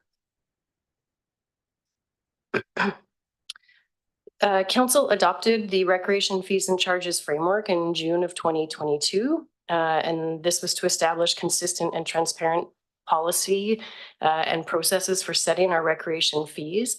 It outlines a benefits-based approach to setting fees, which considers the relationship between the tax subsidy levels and the benefits to the community or the individual. So the benefits-based approach recommends that the tax-funded subsidy increases with the community benefit, and the cost recovery, so the amount the user pays, increases with the individual benefit. This was a significant piece of work, not only completion of the framework, but the direction from council to implement it. And so it has taken a number of years in addition to just recovering from COVID. So we're glad to be here now, but just want to recognize it has taken a bit of time. Slide.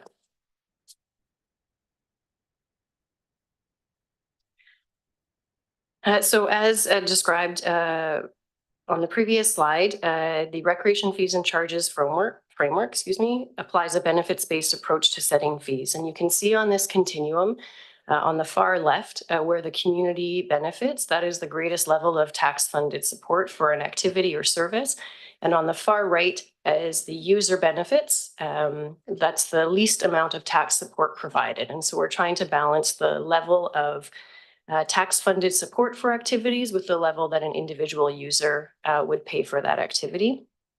Just a language note, when we talk about cost recovery, That equates to the amount of the operating costs we're charging back to the user or user groups, and the subsidies referring to the tax-funded portion of those operating costs. Public facilities are fundamentally in place to provide opportunities for recreation, leisure, community, social, and cultural experiences. And as such, it's necessary that the fees associated with accessing these spaces prioritize allocating our tax-funded subsidies towards those activities with the greatest community benefit. As you can see on the chart on the slide, this represents our current cost recovery rates. Based on our current bylaw, we have 3 categories of rates: community, private, and commercial. And as we look at the cost recovery rates that we're currently receiving, the rates vary not just between the 3 categories, but also across the different room types that we offer. And in no room or user group category is the city recovering the associated operating costs for the use of that space. So in all situations, the city is providing tax-funded subsidy, whether that's to community, private, or commercial groups, and the amount of subsidy we're providing is inconsistent across our current practice. And you can see it compared, it's very small, so I apologize, on the bottom to the benefits continuum, where the continuum recommends a consistent approach to setting the fee and a consistent approach to setting those cost recovery levels based on the community benefit received. To implement the fees and charges framework, there's a 6-step process that's outlined in the framework as adopted by council. It's detailed in the staff report, so I won't go through it in detail now. But one of the fundamental steps is the setting of fees, the fundamental step in setting fees is step 1, which is the calculation of unit costs. And this is where the actual cost to provide a service, so in this case, the provision of an hour of use in a recreation facility, is determined to set the baseline cost towards which cost recovery rates or subsidization rates are then applied. So the unit cost tells us basically how much the facility costs to provide to the public for an hour. And then the framework outlines what portion of the cost the city should pay and what portion the user should pay.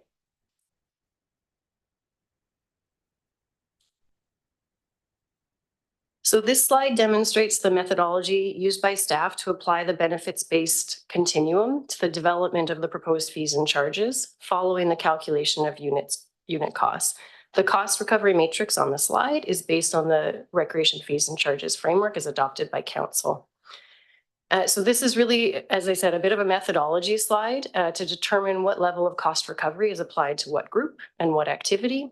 So you'll see on the different axes of the graph that as the community benefit increases, the level of tax subsidization also increases. So for example, a minor nonprofit organization serving minors or seniors or Indigenous individuals would receive the greatest level of tax subsidy and pay the least amount of cost recovery. In the alternative, a commercial user would pay the greatest amount. It's proposed that they pay more than a cost recovery rate, and I'll talk about that later. And so you can see that this is how we map out not only the user groups, so nonprofits, community users, and commercial groups, but also the type of use. The fundamental question, which is outlined in the report that staff used and asked ourselves in applying the rates, is what is the appropriate level of taxpayer subsidization of the proposed rental group and rental activity according to the benefit provided to the community as a result of use of that space. And so we're really looking at making sure that the tax-funded subsidization matches the greatest level of community benefit. Next slide.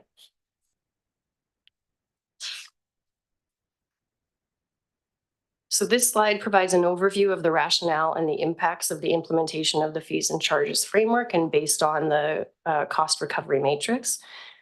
So as in situations where you have high community benefits, such as nonprofit organizations, nonprofits will receive the greatest level of subsidy and will receive a greater level of subsidy than private or individual groups. This reflects industry standards and also ensures that where a greater subsidy is provided, there is a greater assurance of the return that tax subsidy back to the community is through a nonprofit organization's compliance with the Society Act. So the fact that a nonprofit organization has Reporting requirements under the Societies Acts provides assurance to the city that the level of subsidy we're providing is appropriate for that group. You'll see a recommendation that youth, senior, and Indigenous nonprofit organizations receive the largest amount of subsidy, followed by adult-oriented nonprofit organizations who will see generally small inflationary type increases. Just to note, minor and senior and Indigenous nonprofit organizations, if the amendments are adopted, would actually see a reduction in rental fees as a result of the application of the cost recovery targets. Staff are recommending that Indigenous nonprofit organizations be categorized in the minor and seniors category in response to the calls to action in the Truth and Reconciliation Commission. For community-based activities, these groups will continue to receive subsidized fees due to their community benefit, but they won't be at the same rate as nonprofit organizations. Fundraising fees. And so fees for fundraising uses will be set to recover the full costs of providing the space. So this is at 100% cost recovery rate and will no longer receive tax subsidized rental rates under the amendments.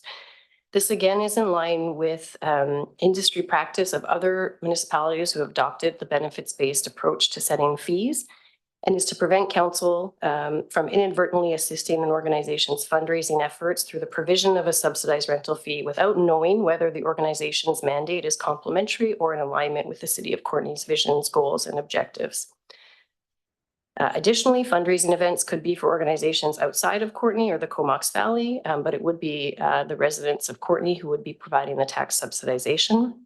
So the recommendation is to not apply tax-funded subsidization to fundraising rental fees, so that council doesn't automatically, by policy, subsidize all fundraising activities in city facilities.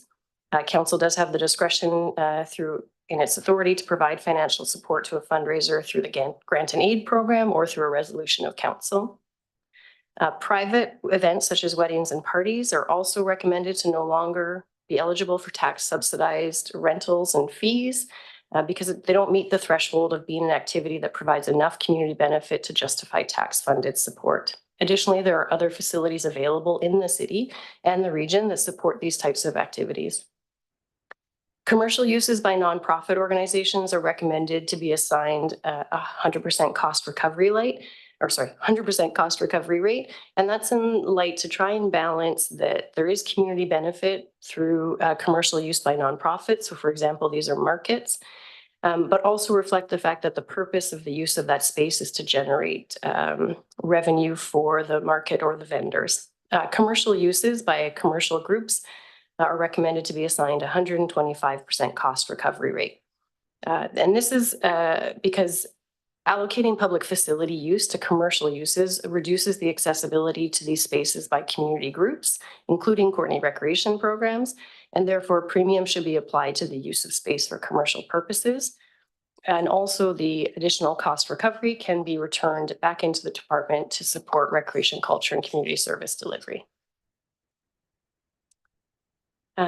This slide provides an overview of the implementation strategy. So once we've determined the actual fees, from the unit costs to the application of the cost recovery rates, we then want to look at how we're going to implement those fees, especially where there's substantial changes for groups. I won't go into it in detail. It's provided, details provided in the report, but in general, fees are phased in over time. The bylaw proposes fees from 2024 to 2028. We also compared fees to the current fees to determine whether or not what speed at which they change. And also in some cases, we actually maintain the fee because over time we'll catch up in 2028. And the goal of the implementation is that we're reaching the target of achieving the fees based on the framework and unit cost by 2028, including accounting for an annual 2% inflationary cost over time. Slide. One of the steps in the recreation fees and charges framework is to consider additional avenues for financial access for rental groups. There are situations where the city will enter into agreements with service providers to either find an alternative way to provide that service versus a rental permit, but also to ensure that service providers have programs in place to support affordability and financial access for their participants. Another opportunity for council is through the grant program, the grant and aid program, and staff have confirmed that facility costs are an eligible cost through the Kilmax Valley Community Foundation, where our grant and aid program is administered. And that applications for that program will open in August 2024, which is great alignment with a potential September 1st increase. So this slide is to provide an example of the application of the cost recovery and subsidy rates to be able to demonstrate to council what this will look like as we go through. You can see on the left the cost recovery rates, followed by the fee category. So if I walk us through the top one, the cost recovery rate for minors and senior nonprofits, as well as Indigenous, is 25%. So examples of those types of activities may be a seniors association, beavers, guides, youth groups. You'll see under the hourly rates are 2018 rates, and then by each room, the conference center, grand hall, larger, medium, and small. You'll see the 2024 proposed rates, and those again are all hourly. So you can see the proposed difference between, for instance, the 2018 rate for a minor or senior nonprofit in the conference center of $57 an hour will actually be reduced to $34.50 an hour.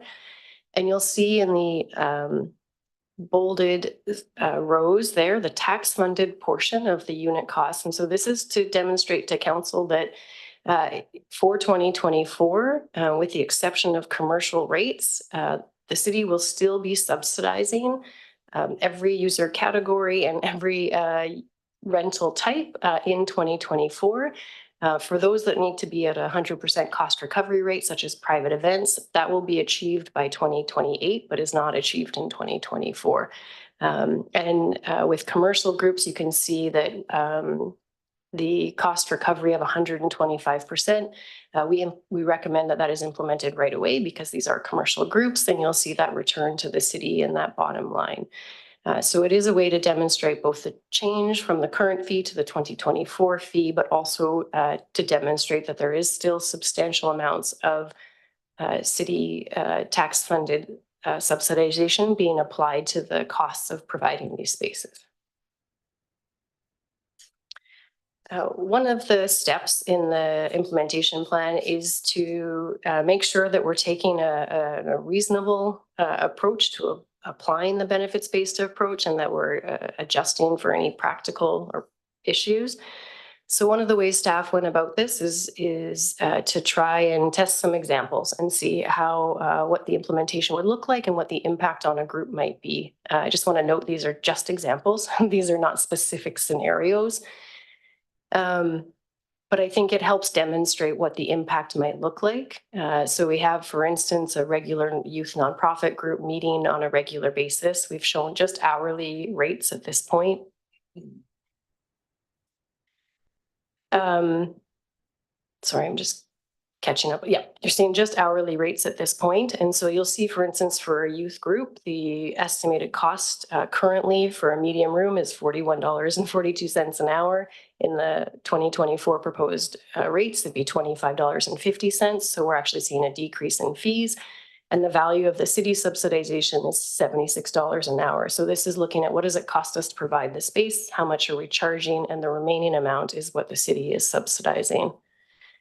If we look at a ticketed concert, that's the second row, and we're looking at where they are currently paying a community daily rate, and they would shift to a nonprofit ticketed event. The increase would be it's a decrease because we've changed our calculation on daily rates. The city is still subsidizing that amount, and we're actually seeing a decrease per person. If we look at a non-market arts or craft fair, again, where they're using a daily rate, that daily rate is going to increase quite substantially in 2024. So currently they're paying $369 for a daily use of the Native Sons Grand Hall, and they'd be paying $640. That increase of $270, although significant, when we look at an average of 30 vendors in attendance, it's only an impact of $9.03 per vendor for that day's events. And the city is still providing a subsidization of over $300. Similarly, for a fundraising event, we apply the same scenario and the same consideration. And while there is a substantial increase in the rental cost, it would only result in $1.20 per attendee, where we're seeing 200 tickets sold, and that would be an appropriate size event, if not larger, at the conference hall. And the city is still providing a substantial subsidy towards the operating costs of that space. In addition, as outlined in the report, there's a few other strategic priority considerations. So the report does recommend that we include Indigenous nonprofit organizations with minor and senior nonprofits and increase that level of subsidization in response to the Truth and Reconciliation Commission calls to action. Regarding the Comox Valley Farmers Market, there is a resolution from council directing staff to respond to the farmers market's request for a reduction in fees. So if council proceeds with the adoption of the amendment bylaw, staff would then continue our engagement with the farmers market. Staff have already been in discussion about their request and what's possible, and also doing some research with other municipalities. But until we have clarity on the bylaw that we are applying, we can't move forward with any report back to council. So that's just noted in the report. And the Comox Valley Farmers Market rental with us usually doesn't start till the end of October, so staff are confident there's enough time to address this in advance of their winter season. There's also resolutions from council regarding access or safe and inclusive facilities, and some of these speak to rental policies, so those are pieces of work that will return to council at a later date. So just in conclusion, application of the recreation fees and charges framework provides a higher level of tax-funded subsidy to community nonprofit organizations while decreasing the current levels of subsidy that we provide to private and commercial uses. We will see a variation in the experience of rental groups. Some will experience a decrease and others will experience an increase. However, we are applying the framework as directed by council. It's transparent and consistent, and it considers the actual costs of offering that space. Next slide. So if adopted by council, we would be looking at a proposed implementation of September 1st. We would be communicating the fees and charges through our recreation program guide and to our user groups. Future considerations would include prime versus non-prime time rates, and this is outlined in the framework as well. The next update to indoor facility use is expected in 2028, but as I mentioned, we will be bringing back recommendations on outdoor facility use in line with our sport field allocation policy.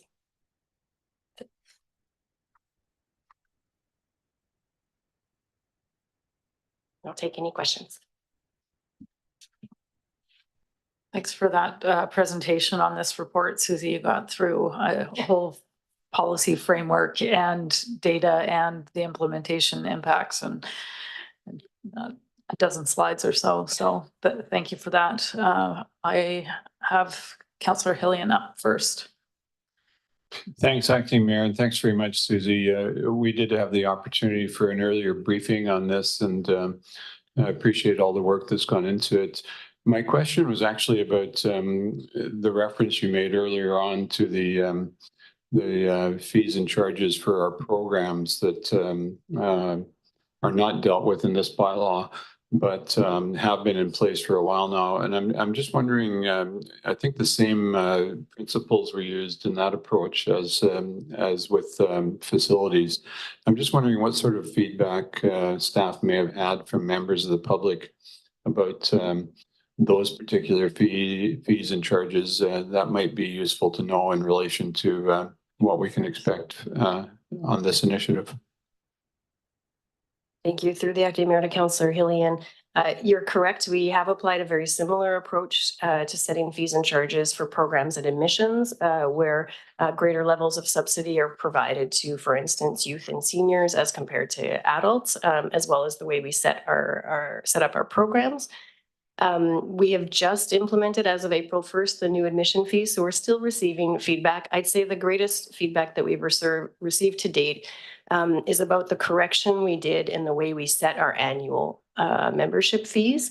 And so as we review our fees, we look at not just what each individual rate is, but how we've calculated that rate in relation to others. So for example, the way we are calculating the cost of a 12-month pass versus a 1 month, 3 month, or 6 month wasn't necessarily consistent. And to be honest, with our monthly passes, the discount at the 12-month rate was substantial and out of alignment with what would be sort of typical industry practice. So the greatest feedback has been where we've made those sort of substantial changes, where we've had to course correct sort of a practice that we've been carrying on for a while. And I would suspect some similar feedback here. I think in a positive way, one of the big changes we're making is we reviewed how we calculate our daily rental fees and at what number of hours do we trigger a daily rate. So our current bylaw, a daily rate for a small room, for instance, is triggered at 2 hours, but is charged at about 4 or 5 hours. So we'll have situations now where groups will only pay an hourly rate because they're not meeting that threshold. So we've made it consistent and transparent in the proposed amendments for our daily rates. And so I think that's where we'll probably see the greatest sort of feedback. And I think, to be honest, most of it will be from a confusion perspective rather than an actual financial impact, because it'll just be a bit different. So that's where our staff they need that lead time to be able to support groups in understanding the changes to the fees.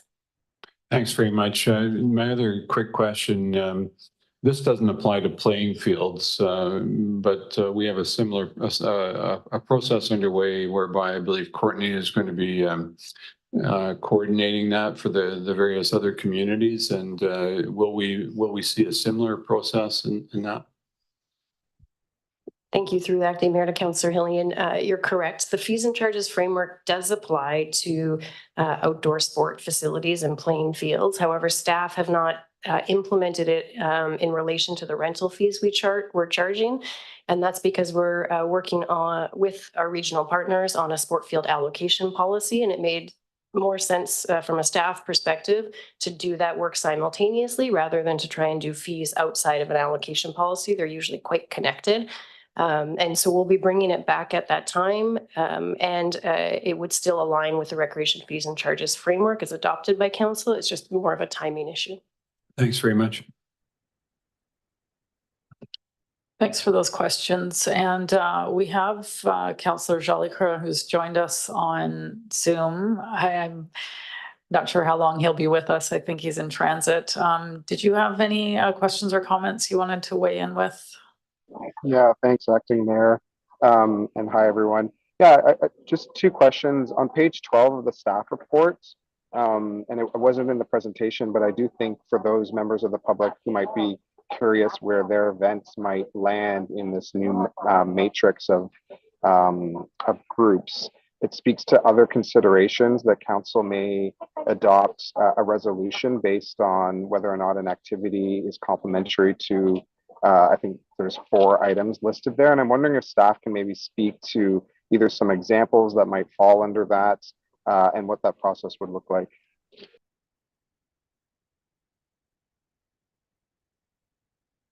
Through the acting mayor to Councillor Jolicoeur, what this is speaking to is that under the proposed bylaw, or under the current bylaw, there is no ability for staff to make any decisions around not applying the fees as described or to reduce the fees. And it's recommended that we maintain that approach. So all authority to consider, alternative arrangements for fees or not charging a fee that's outlined in a bylaw, all of that authority rests with council. So what this is speaking to is that if council desires that a particular group or event is not charged a fee, it would be up to council to provide that direction to staff. Staff don't have any delegated authority to make that decision. And if council was wanting to consider that, staff usually recommend that it is in consideration of other policies and goals and strategic objectives of the city. I wouldn't be comfortable providing any examples because that would be up to, one example I can provide because council's given long-term consideration is the Earl Naswell Christmas dinner. So that's an example where year over year, council was providing direction to staff to not charge the rental fee for that particular event. And I believe in 2022, council provided direction to staff to make that a permanent decision and include it in the annual budget on an ongoing basis. So that's what that speaks to, is that council has the authority to apply or not apply the bylaw, but staff do not. Thank you. That's all for me, Mayor, Acting Mayor. Thanks. Thank you for that. You came through fairly clearly. I'm just looking around the room and we have Councillor Frisch. Yeah, thanks, Acting Mayor. I was going to move the recommendation if you're comfortable with that. Yeah, I don't see any other lights on, so you can go ahead. Okay, thanks. I move that council give first, second, and third readings to Corporation of City of Courtenay Fees and Charges Amendment Bylaw number 2988, 2024. Moved by Frisch, seconded by Hillian. Are there any comments on the recommendation? Any discussion? Seeing none, I'll call the question. All those in favor? Any opposed? And that's carried unanimously. Moving right along, we're on to bylaws for adoption. We have the Pentledge Sanitary Catchment Replacement Temporary Borrowing Bylaw 3127 and Councillor Cole Hamilton. Thanks, Acting Mayor. I'll move that council adopt the Pentledge Sanitary Catchment Replacement Temporary Borrowing Bylaw number 3127. Moved by Cole Hamilton, seconded by Frisch. Any discussion on the motion? Seeing none, all those in favor? Any opposed? And that's carried unanimously. Moving on to item 11.2.2, Fees and Charges Amendment Bylaw number 3129, 2004. Over to Councillor Frisch. Move that council adopt Fees and Charges Amendment Bylaw number 3129, 2024. Second. Moved by Frisch, seconded by Cole Hamilton. Any discussion? Seeing none, all those in favor? Any opposed? That's carried unanimously. All right, we're on to council reports. We'll just go around the room in alphabetical order. Councillor Cole Hamilton passing. Councillor Frisch. Thanks. And Councillor Hillian. Very briefly, Acting Mayor, this is a timely item. I'm advised by a resident that the McPhee Meadows Panhandle is in full bloom. It's full of fawn lilies, trilliums, and birds and other wildlife. And because it's a riparian area that we are going to be developing as with park facilities, this particular resident is interested in council members seeing it at this time of year if they haven't, and has extended that invitation. So I'll be circulating that to both council and staff. Thanks very much. Thank you for that, Councillor Hillian. Councillor Jolicoeur, you're passing, and I guess that puts me up next. I have two updates. I'll keep them brief. I do have a report attached to the agenda. The first item is I attended the MFA annual general meeting at the end of March. I put my name forward and was reelected to the Board of Trustees. So I'm quite happy to be returning to that board. I've got a lot out of it in the last year and learning a lot about municipal finance, borrowing, and also the various investment products that are coming online. It's been a really great organization to work with. And yeah, I just really feel like I've gained a lot of good insights in participating in that governance work. So I'm happy to be returning for another year. And the other update I had was just around our Parks and Recreation Committee.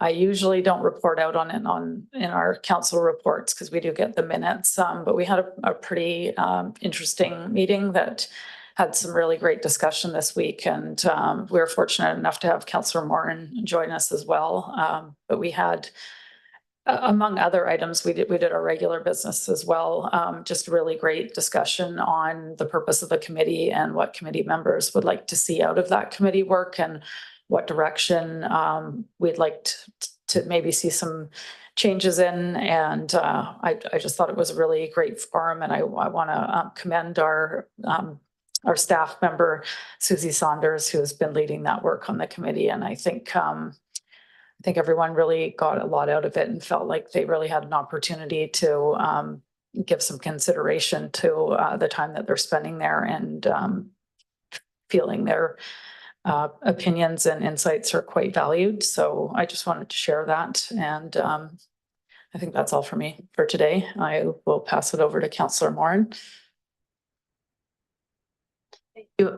Thank you, Acting Mayor. I don't have a written report yet, but I just wanted to highlight a couple things. I attended the celebration of life for Robert Moon, who was a very active member of the arts community and had received an award through our art gallery a few years ago.